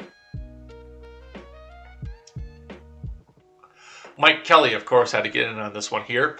It is astounding that the Supreme Court was unwilling to hear arguments in a case that called on our nation's highest court to require states to follow their own constitutions.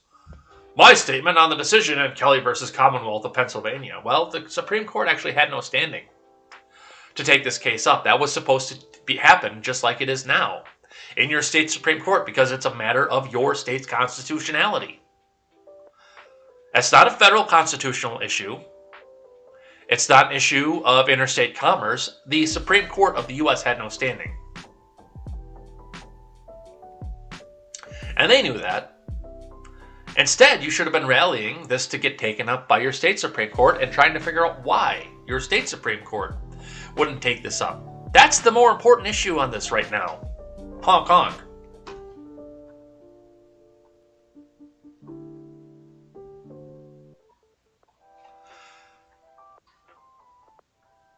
That's what they say off of that.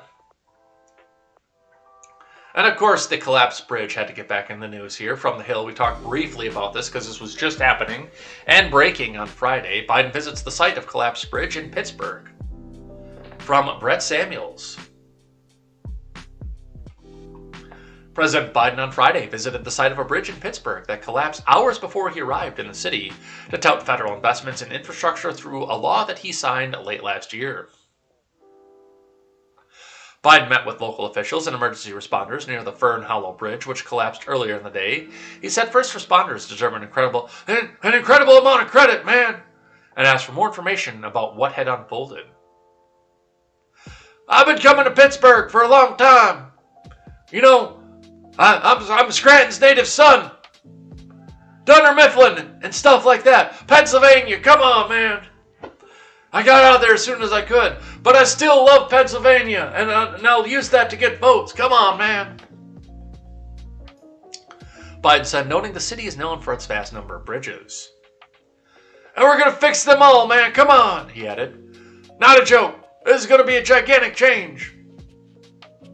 There's 43,000 nationwide, and we're sending the money. And by the way, we're going to give you guys more money too.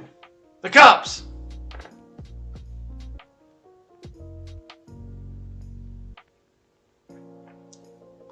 Reporters on the scene said the smell of gas lingered in the air after authorities said the collapse had caused a natural gas leak. The 52-year-old bridge collapsed with just a few cars on it at the time, and it gave way, officials said. Roughly 10 people sustained injuries, though none were believed to be life-threatening, and there were no fatalities reported with the collapse. Friday's incident came as Biden visited the city to promote the bipartisan infrastructure law that he doesn't have to promote anymore because it's already fucking law.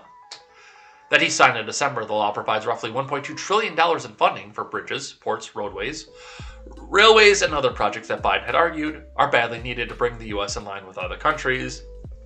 And yeah, the timing is extremely suspicious because Biden had already been planning to come into the city to talk about infrastructure. And vote for us in midterms and we'll get you more infrastructure. Just as a bridge happened to collapse. So, I'm not saying anything happened. Mostly because they'll shut down my YouTube channel over it. But I'm saying that there might be some more than meets the eye. Here, let's keep going. Apparently, while he was in Pittsburgh, he had a very angry outbreak. Full disclosure, I haven't pre-watched this clip yet, so I have no idea what he's about to say. Breaking, President Biden has an angry outbreak while delivering remarks in Pennsylvania. Let's listen. It strips you of your dignity, damn it. Can you imagine looking at your child and you know what they need and not be able to do it? It strips you of your dignity, damn it.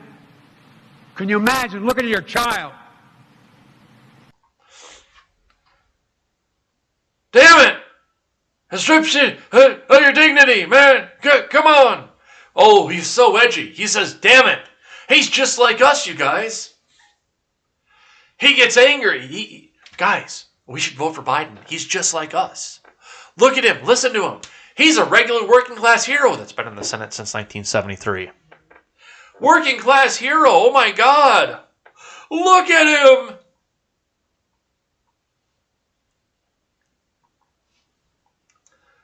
Let's see. Dem governor rushes to shame Republicans after bridge collapse, but his narrative immediately falls flat. From Chris Enlow.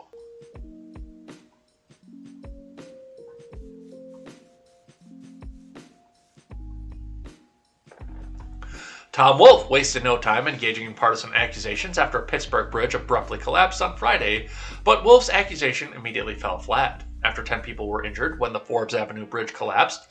Just before rush hour on Friday morning, Wolf rushed to shame Republicans for the infrastructure failure. Specifically, Wolf targeted Republican lawmakers who voted against President Biden's $1.2 trillion infrastructure and jobs package. The bill earmarked about $550 billion in new infrastructure spending. Shame on the Republican lawmakers. Let's read the whole thing. We shouldn't have to rely on luck to keep our people safe. I'm thankful to the president, Senator Bob Casey, and Democrats in the congressional delegation who fought for the bipartisan infrastructure law. These are life-changing investments in building and repairing our nation's infrastructure. Shame on Republican lawmakers who didn't support the bipartisan infrastructure law. Pennsylvania lives are on the line. It's long past time for the political games to come to an end.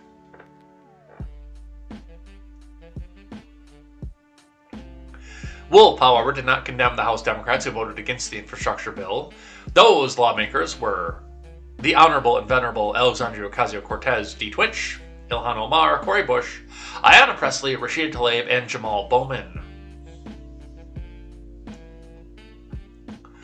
The bridge, which ironically fell just hours before Biden was slated to promote the infrastructure package, and conveniently, when there'd be very few people on it, right before rush hour, and an event in Pittsburgh was not targeted for improvements under the federal infrastructure bill, WRC-TV reported. Well, that's interesting. I didn't realize that.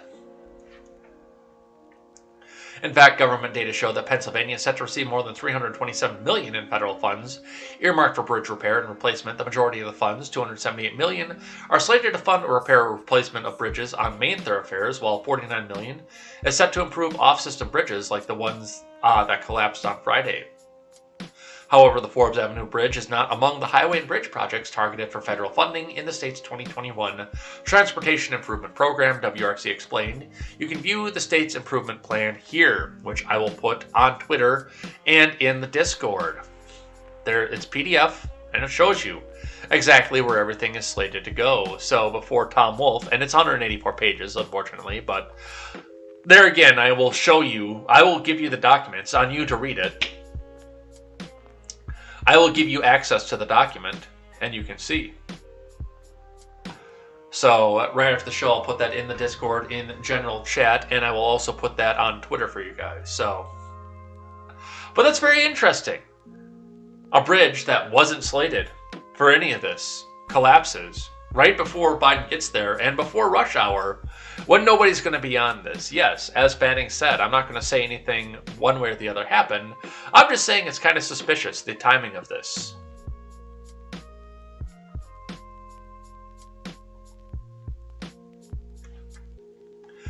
All right, so we've done all the federal government stuff that we can here.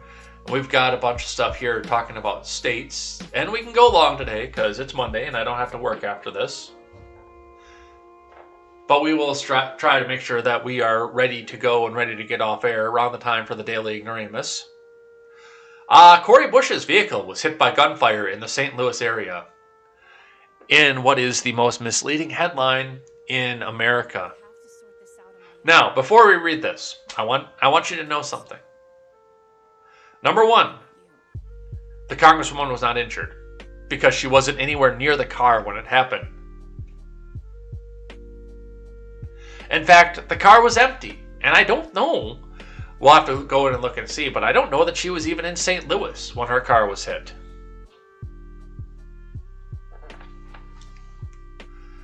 From 5 on Your Sides, Casey Nolan.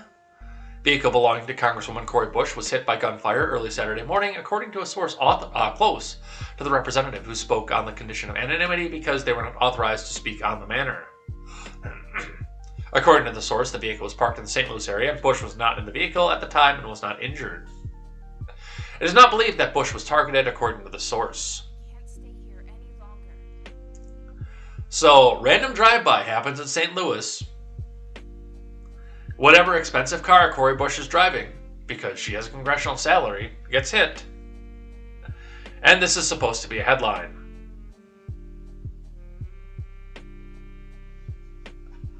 That's all I have off of this. Legitimately. And of course she's trying to come up. Thankfully no one was harmed, but any act of gun violence shakes your soul, Bush said. No. Federal judge cites climate crisis and decision to cancel oil and gas leases in the Gulf of Mexico. This is from CNN, from Ella Nilsen. A federal judge on Thursday invalidated a massive oil and gas lease sale for 80 million acres in the Gulf of Mexico after a coalition of environmental groups sued the Biden admin to stop it. The ruling cancels 1.7 million acres of oil and gas leases from that sale, according to data from the Bureau of Ocean Energy Management. The admin tried in his first days in office to put a stop to new oil and gas drilling on January 27, 2021.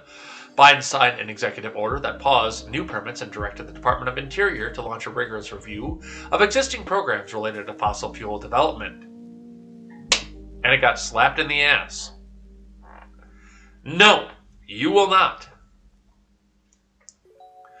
But a lawsuit filed in March on behalf of 13 states led to a judgment from a federal court in Louisiana that blocked Biden's pause, and the sale went forward in November. At the time, admin officials openly admitted that the sale was at odds with its climate goals and said its hands were tied. In the excuse me.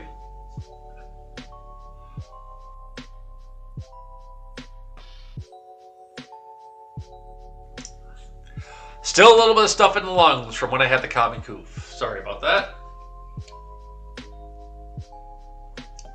In the Thursday ruling, Rudolph Contreras, a U.S. District Court judge for the District of Columbia, said the lease sale wasn't valid because the department's interior analyses did not fully take into account the climate impact of the leases. Interior Department spokesperson Melissa Schwartz tweeted in a statement Thursday night, noting the Louisiana ruling compelled the department to hold the lease sale using the Trump admin's analyses. Our public lands and waters must be protected for generations to come, the statement continued. We have documented serious deficiencies in the federal oil and gas program, especially in the face of the climate crisis.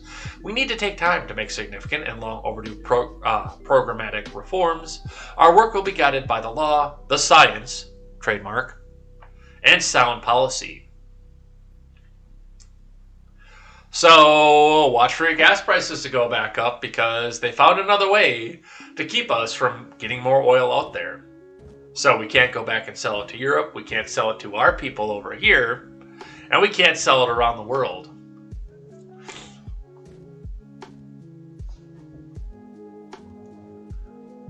From the Associated Press. Wisconsin Assembly did not vote to withdraw Biden electors. No shit, Sherlock. This is a fact check. From Allie Swenson. Claim. The Wisconsin Assembly voted this week to withdraw its 10 electoral votes for President Biden in the 2020 election.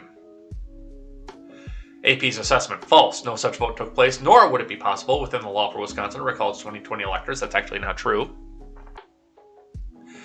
Though Republican State Rep. Timothy Ramthun last week introduced a resolution to reclaim the state's presidential electors, no one voted on it, and the Assembly's Rules Committee chair has said he will shut the resolution down. The facts. Articles and social media posts shared across platforms this week are falsely claiming state lawmakers in Wisconsin voted a resolution to recall the state's 2020 electoral votes. They're going to try and take electoral votes away from Biden, and he saved us from the Orange Man. Oh my God! Yeah, the AP isn't biased or anything. In reality, one state lawmaker, without co-sponsors, introduced the resolution and was automatically referred to the Wisconsin Assembly's Rules Committee, where the chair said he will not advance it to a vote. Yeah. Everybody knew that, except for you. Everybody in the world knew that, except for the Associated Press, apparently.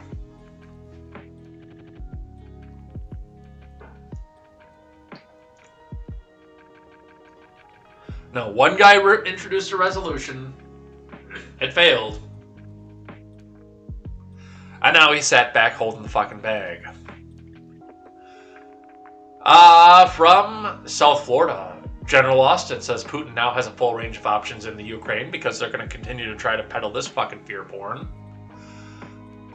From Lolita C. Baldor, Vladimir Ishchenkov, and Uras Karmanow. Defense Secretary Lloyd Austin said Friday the buildup of Russian forces along Ukraine's border has reached a point where President Putin now has a complete range of military options, including actions short of a full-scale invasion.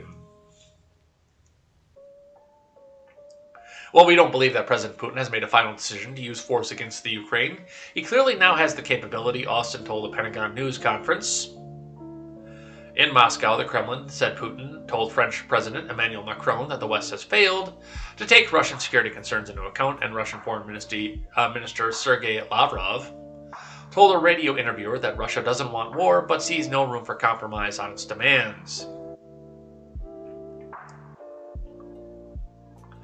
Austin said that Putin could use any portion of his force of an estimated 100,000 troops to seize Ukrainian cities and significant territories, or to carry out coercive acts or provocative political acts, like the recognition of a breakaway territories inside the Ukraine. He urged Putin to de-escalate tensions and appeared to warn Moscow against what the White House recently said was Russia's intent to paint Ukraine as the aggressor, using a false flag operation to justify the attack.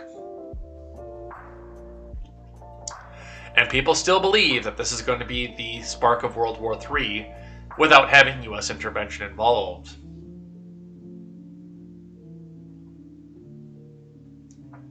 Let's do some more military news for you from the New York Post. Navy SEALs to stop using Washington state parks after residents voice fears of seeing armed men. From Michael Lee.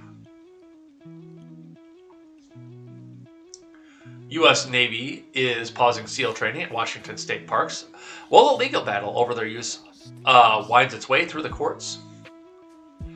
It is difficult to find peace in the woods when armed frogmen might be lurking behind every tree, lawyers for the Whidbey Environmental Action Network, the group behind the lawsuit against the Washington State Parks and Recreation Commission, argued in a legal brief filed last month.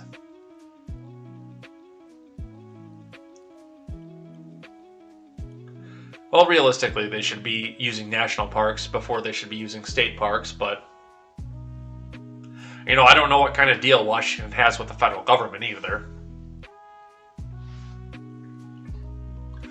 The Navy has used Washington state coastal parks for over 30 years for SEAL cold water training and other special operations exercise, with leaders saying the area offers perfect environment to simulate what elite forces may encounter on difficult operations overseas.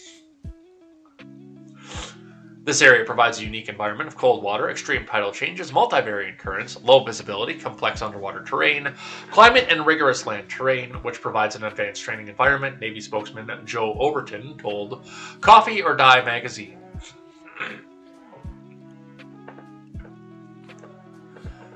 But the Navy's use of Washington shoreline recently came under fire from local residents who are concerned about both the physiological and environmental impact the SEAL training can have on others using the parks.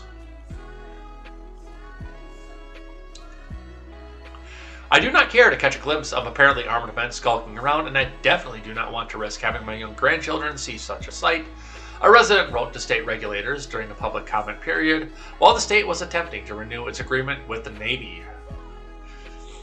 Other residents expressed similar concerns, arguing the parks are supposed to serve as a place to relax for residents. Well, no, they're state lands that are to be used however the state sees fit, because they're owned by the state. And if the state wants to make a deal with the Navy and they can get some federal funding back in out of it, that's their prerogative. That's between them and the federal government. But it also shows the level of soy that goes along. And by the way, if you're doing a war game exercise, should that not be, because of classified information, a restricted area anyway? Should that not be a situation where the general public shouldn't be allowed, if they're, especially if classification is in question?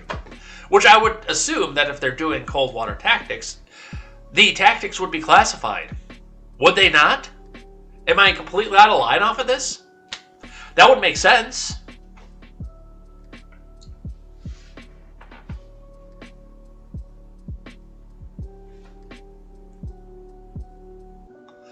But that is the level of soy that apparently is in Washington state parks. I've got one here from CBS San Francisco Bay Area. Governor Newsom pledges marijuana tax overhaul to stave California's collapsing cannabis industry. No author given. In 2016, there was much celebration as California voters approved Prop 64, legalizing recreational marijuana, but now advocates say that cannabis industry has fallen on hard times, and in his budget presentation Monday, Newsom pledged his support to try to save it. When Prop 64 legalized cannabis, it signaled acceptance of the industry and promised a boon to state and local taxes, bases in the end of the illegal market, but it actually hasn't worked out that way. Most local governments have been reluctant to approve retail sales outlets, and now producers say taxes are eating them alive, so Newsom's budget comments came as a welcome surprise. Bruh, it's my goal to look at tax policy to stabilize the market, he said. And at the same time, it's also my goal to get these municipalities to wake up to the opportunities to get rid of the illegal market, the illicit market, and provide support in a regulatory framework for the legal market. Auntie Nancy, am I doing okay? Auntie Nancy, am I doing it right? Tell me I'm a good boy, Auntie Nancy.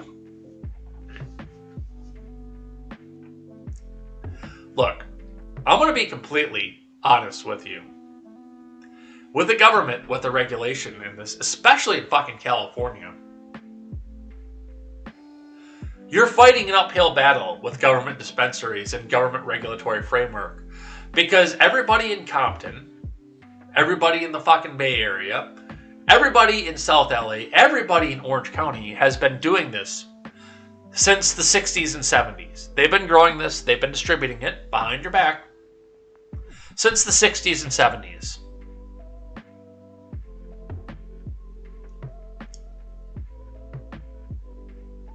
You are fighting an uphill battle with people who are very experienced in this and very experienced on getting their product around, behind, once again, your stupid back.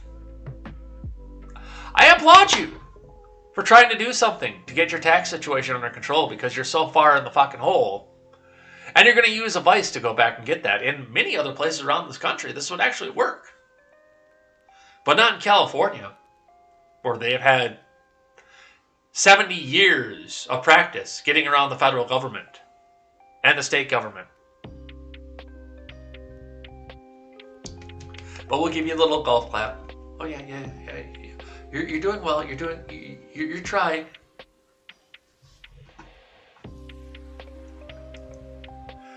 All right, what else do we have here? I got 2 from the New York Post in a row, and I don't know why. In fact, I'm actually going to move this one here. Let's grab one from Insider. From abortion to guns to critical race theory, new laws encourage private citizens to sue each other, but the result could lead to chaos and legal vigilantes. From Kelsey Vlamis.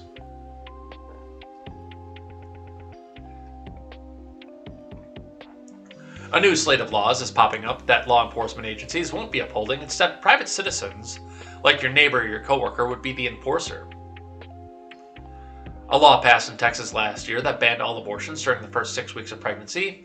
As the means of enforcement, the bill encourages private citizens to sue abortion providers or anyone who assists in abortion and get awarded with at least $10,000 if they win. I still don't like this. I think that an aggrieved party, a directly aggrieved party, should be the only person who has standing for this, but hey, I'm not a Texas lawmaker either. And yes, I do believe that there should be standing for aggrieved parties. I'm not going to say why, but Jessica Green and Britt Salt both know the reason why. I told them. I don't know if they remember because they were drunk as fuck, but they both know. KTZed knows too, actually. In California, Gavin Newsom announced plans for a bill that allows people to sue makers and sellers of assault weapons or ghost gun kits through legislation that has not yet been introduced in Florida. A bill pushed by DeSantis that would allow parents to sue the schools that teach CRT is moving along in the state Senate. A separate bill that would allow parents to sue schools over discussions of LGBTQ topics has advanced in the Florida House. And unless the Supreme Court puts an end to the vigilantism trend, more could be on the way. Look, with the exception of the aggrieved party thing, that this should be the way that things go forward. Like I say, as far as the Texas law goes, I think that there should be an aggrieved party. I don't think this should be Joe down the street goes off and sues an abortion provider because he finds out that somebody that he's never met had an abortion there. But the father of the child should have the ability to do so. The grandfather of the child, the aggrieved party in the other situation, should have the ability to do so. Absolutely.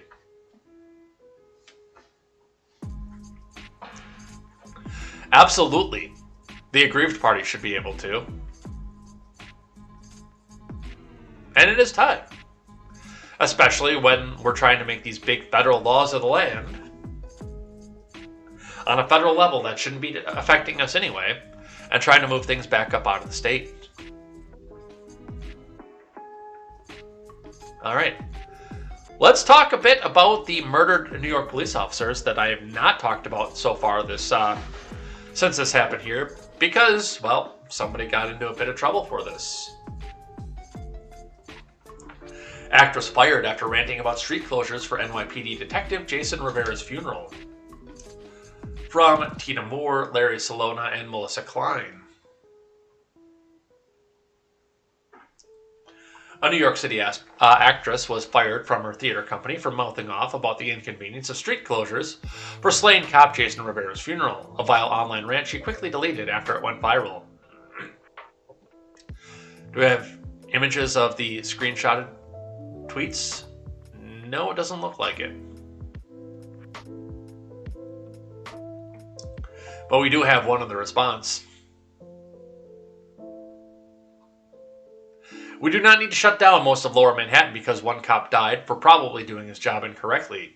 They kill people who are under 22 every single day for no good reason, and we don't shut down the city for them, said Jacqueline Guzman on the clip, which appeared on TikTok under the handle Vinyl Boobs.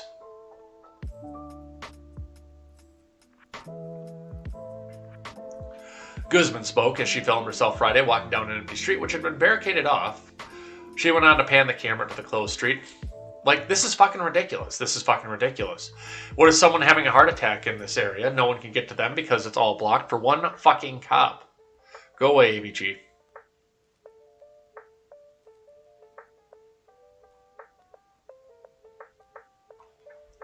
Condemnation of Guzman was swift. New Yorkers turned out by the thousands yesterday to help us honor a fallen brother. One person spreading hate cannot erase that. This kind of garbage has polluted the conversation for far too long. We need the New Yorkers who are standing with us to speak up and push back. PBA President Patrick Lynch said. One Brooklyn cop said the video was totally disrespectful, not only to the NYPD, but to all New York residents and all humans. If this is the only way that she can get publicity, I feel very sorry for her. We got a little bit of McConnell smuggles coke action over on the Instagram side.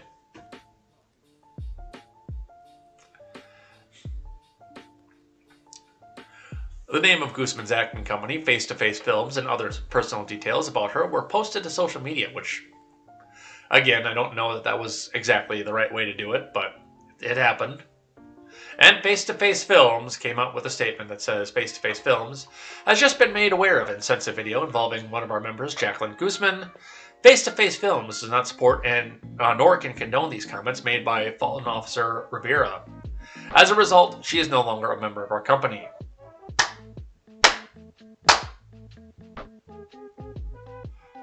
Good job. Just like with Neil Young, one person came out and made a problem for everybody else, and now that person is no longer employed.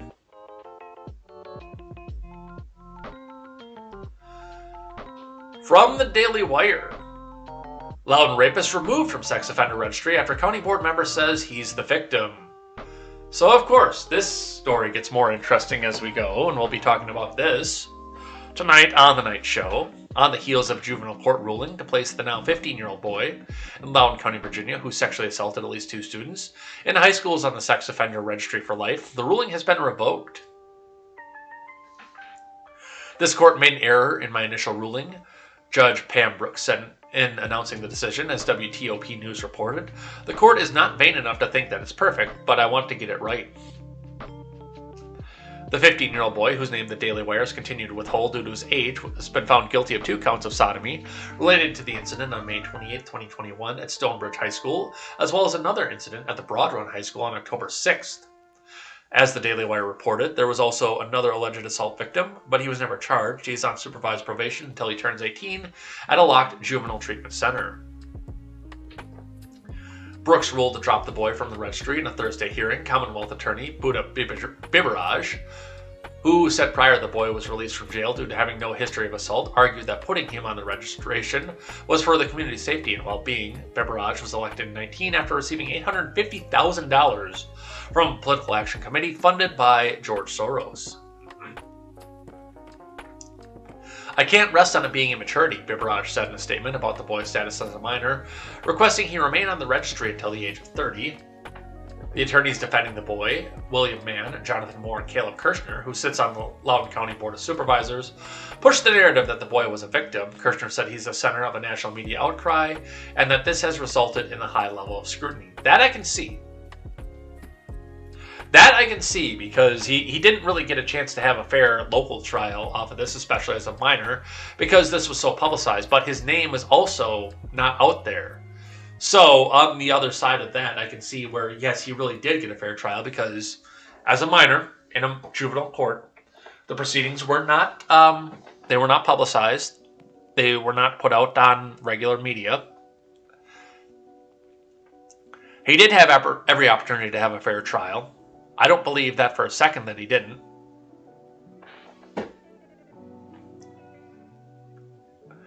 And I think that this was just a massive virtue signal at this point.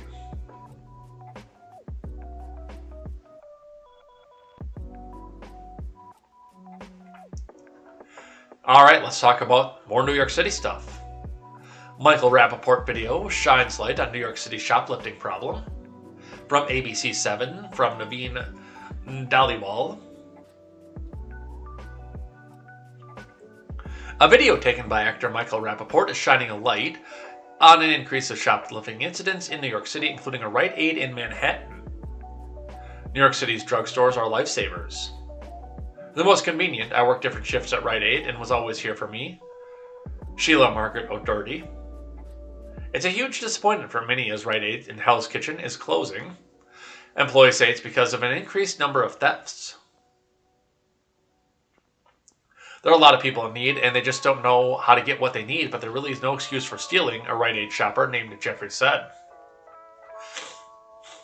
Just this week, actor and comedian Michael Rappaport posted a video on Instagram, and it's been viewed thousands of times after he says he saw a man stealing with 2 large bags in his hands. The suspected shoplifter calmly walked out of the Rite Aid on the Upper East Side. The guy walked right past the security guard who didn't say a word. Rite Aid confirms the store's closing next month, citing a decline in earnings. I'm going to miss it terribly. I'm sad now because all the stores are in trouble. It's not getting easier, O'Doherty said.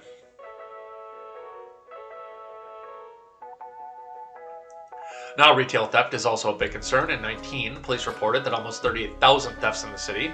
Last year, it increased to just less than 44,000. That's a 15% increase.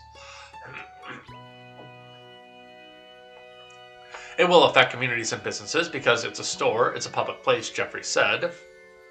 Rite Aid confirms they've seen an increase in shoplifting at their stores. The company is investigating the alleged shoplifting incident on the Upper East Side. So, and I mean, yes, when you make laws that say, okay, it's not criminal to go back and steal stuff, you can't be sit back and shocked when people go back and steal stuff. And that has always been, even with me being against the state in most instances, my biggest thing has always been, don't hurt people and don't take their stuff. Don't steal. Don't hit people. And yet these people come back and insist on stealing, which makes it more difficult for everybody.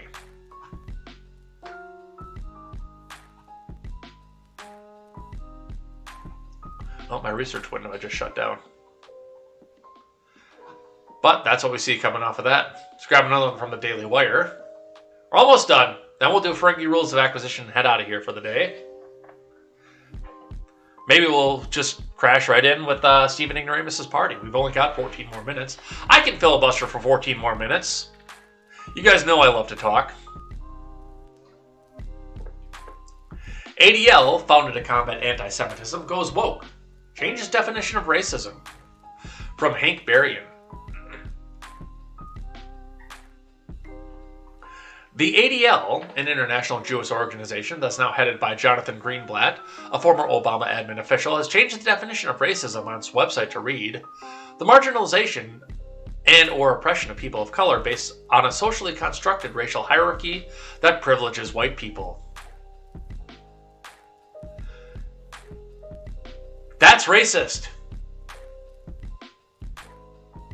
You're judging people based on the color of their skin. That's racist.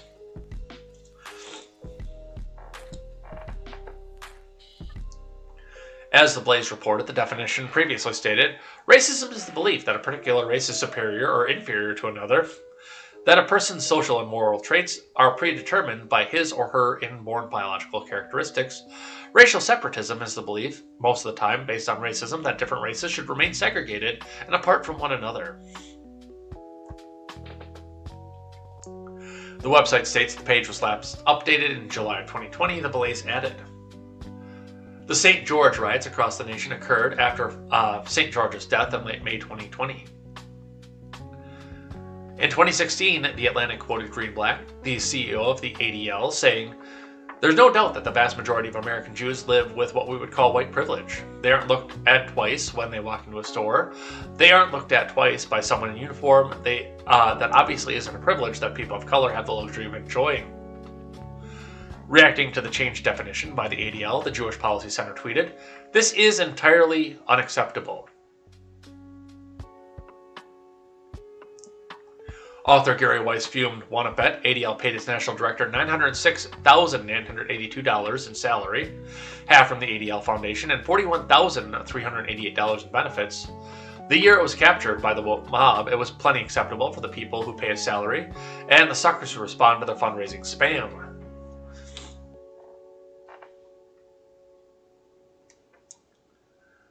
The ADL defines racism as something that explicitly benefits white people, koshering any kind of race-based hatred, very much including anti-Semitism. It must be said that doesn't. Seth Mandel, executive editor of the Washington Examiner, magazine stated, ADL is now dividing Jews by an American racial construct, which explicitly downgrades Jewishness as the defining characteristic of their identity.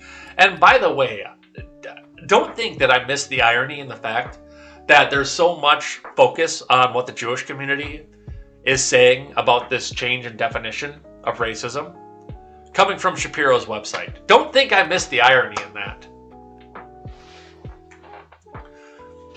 You know, I mean, when you walk into a room with Shapiro... Hold on. I got a sounder for that.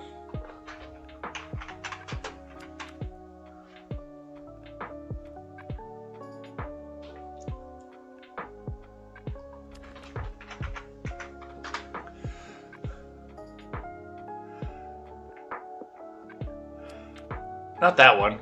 God damn it. I lost the one that I wanted.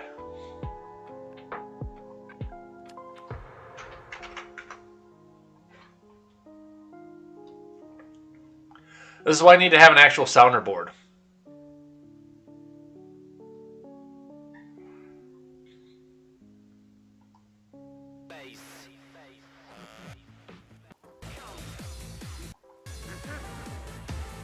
This is what it sounds like when you actually have a conversation with Shapiro. And yeah, like I said, the irony is not lost on me over the fact that this is coming out of Shapiro's website.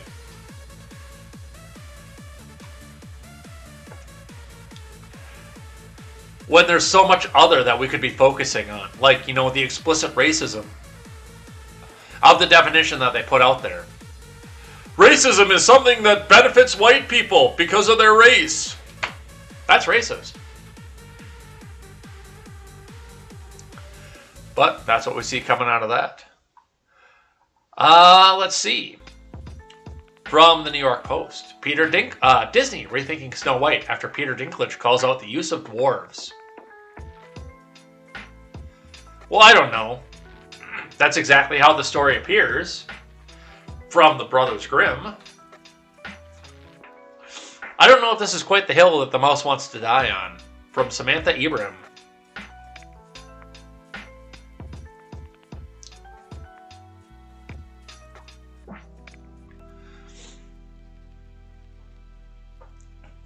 Actor Peter Dinklage called out the supposedly progressive live-action remake of Snow White and the Seven Dwarfs, and Disney heard him. The Game of Thrones star, 52, which by the way I've never seen GOT, appeared on Mark Maron's What the Fuck podcast on Monday, where he slammed the new film, calling the use of dwarves fucking backwards. In response, Disney said the filmmakers will be working with culture consultants to improve the story. Funny, I don't think Dinklage had a problem with Austin Powers and Mini-Me.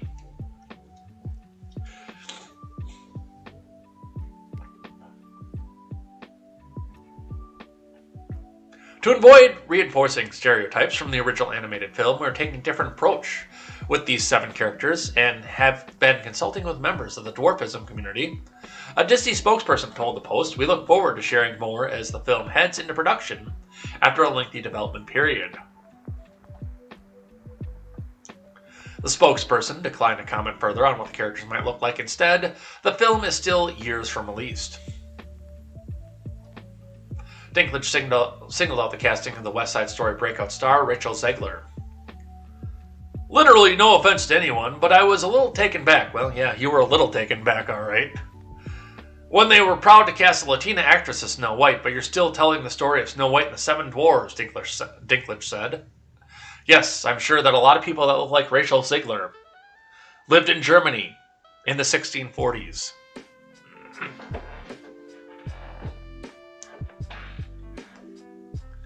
Take a step back and look at what you're doing there. It makes no sense to me. You're progressive in one way, but you're still making that fucking backward story about 7 dwarves living in a cave together.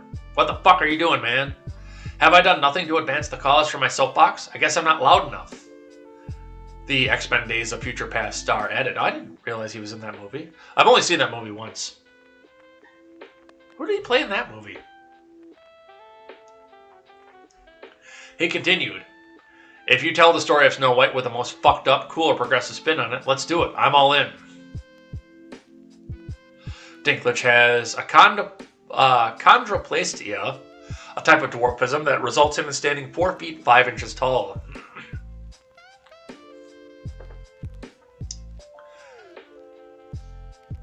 So, I mean, that was the story. The initial story was that these 7 people were very short, and they worked in a mine. In Dark Ages, Germany.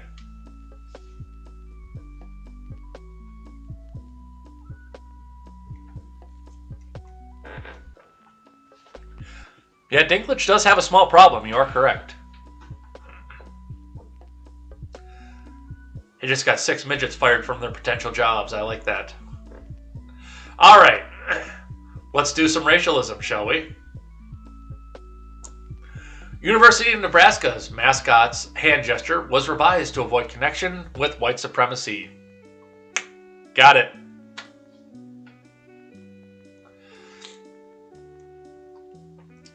The University of Nebraska updated the image of its mascot to avoid any connection with white supremacy, switching out the character's OK hand gesture to a number 1 gesture. I want a giant foam OK gesture at this point. I don't care what the ADL has to say about me. Hey, maybe I'll get a page on Rational Wiki if I get it. I want a foam OK symbol.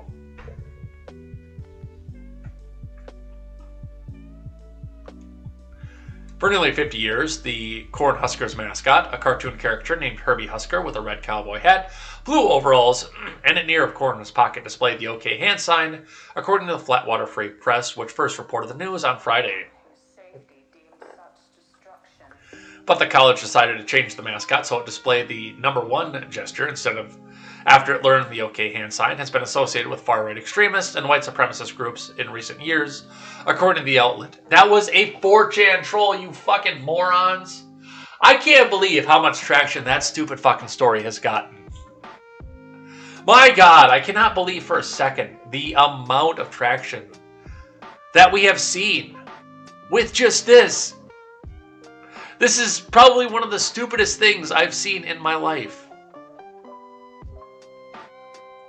According to the ADL, the OK hand sign was first used as a hate symbol by members of the underground website 4chan who claimed the gesture was represented in the letters white power, or WP for white power, as part of a hoax meant to trigger and troll liberals. And they're doing exactly, like the ADL and dumb fucks like this are doing exactly what 4chan tried to convince them to do.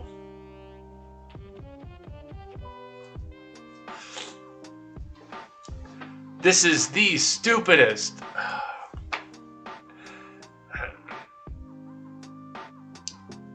I'm not in favor of government mandated selective breeding to breed some of the fucking stupid out. But when I see shit like this, I get close to changing my mind. I'm not in favor of it because I'm not in favor of government mandated anything, but this, shit like this makes me change my mind in a hurry.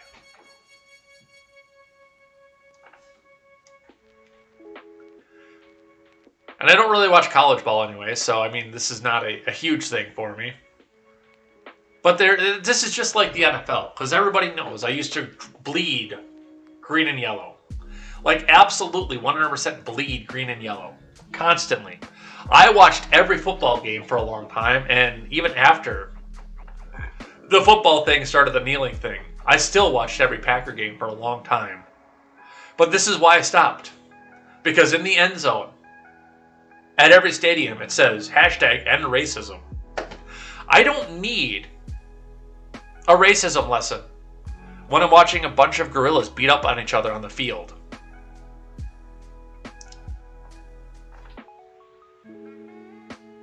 And I don't need a lesson on white power from Nebraska, from the Cornhuskers. Fuck that. Alright, and another one back here from my neck of the woods, from Fox Business. Spice company that called Republicans racist begs for gift card purchases after losing customers. From John Brown. A Wisconsin-based spice company that made headlines earlier this month when its CEO sent an email to customers accusing Republicans of racism is now asking people to buy gift cards after hemorrhaging tens of thousands of customers. Earlier this month, Penzi Spices CEO Bill Penzi renamed the extended Martin Luther King Day weekend to be Republicans Are Racist weekend, in a newsletter to customers in the letter that he said his aim was to anger Republicans in honor of the late civil rights icon, Republicans that voted exclusively for the Civil Rights Bill. Remember how Republicans, going against amounts of evidence to the contrary, once again lied and said BLM wasn't a peaceful movement. Dude, you literally live in Milwaukee. Holy shit. But instead, terrorists inciting violence throughout the country and then raced to buy a crap load of guns because maybe they were finally going to get their chance to shoot a black person.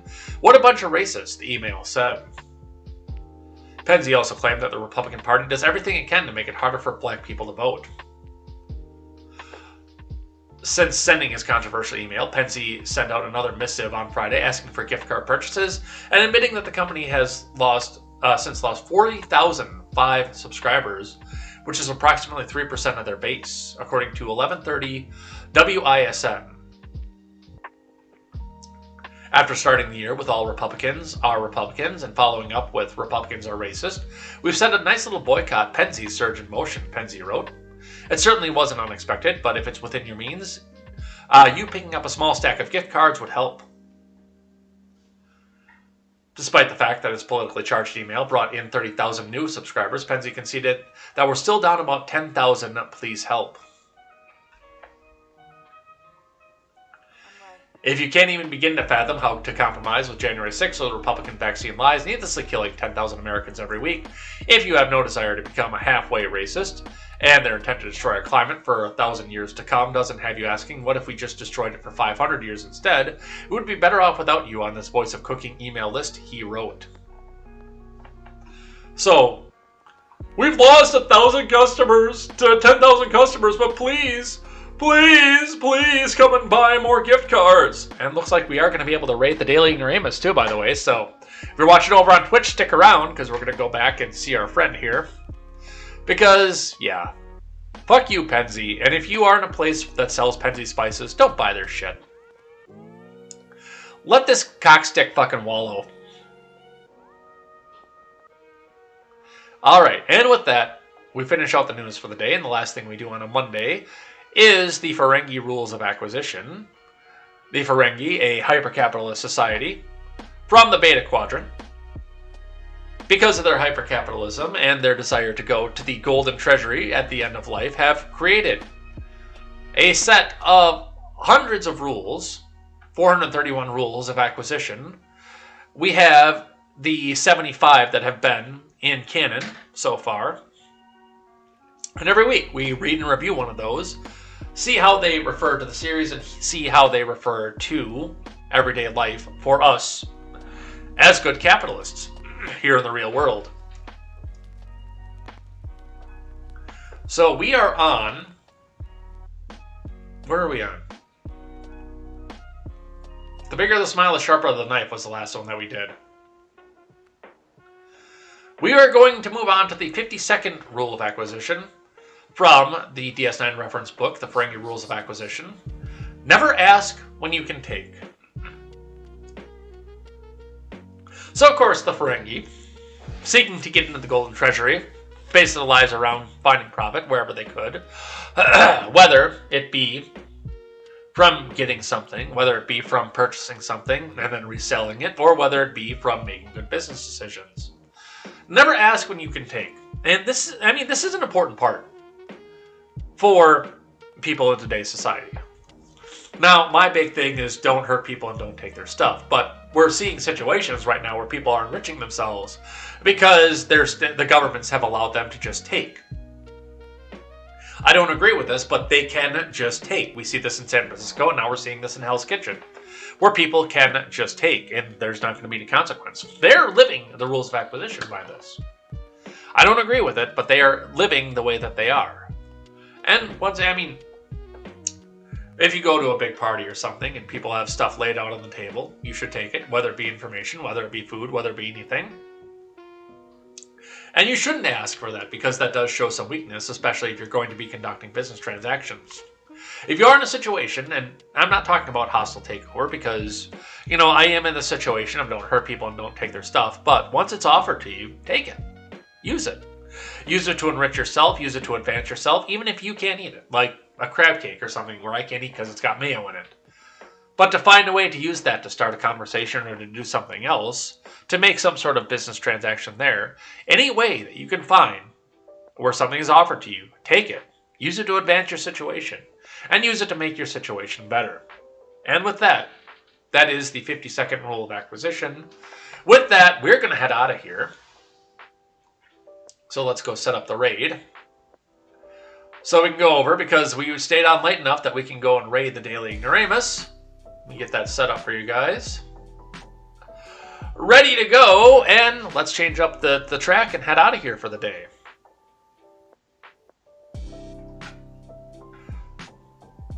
Where's my outro? There it is.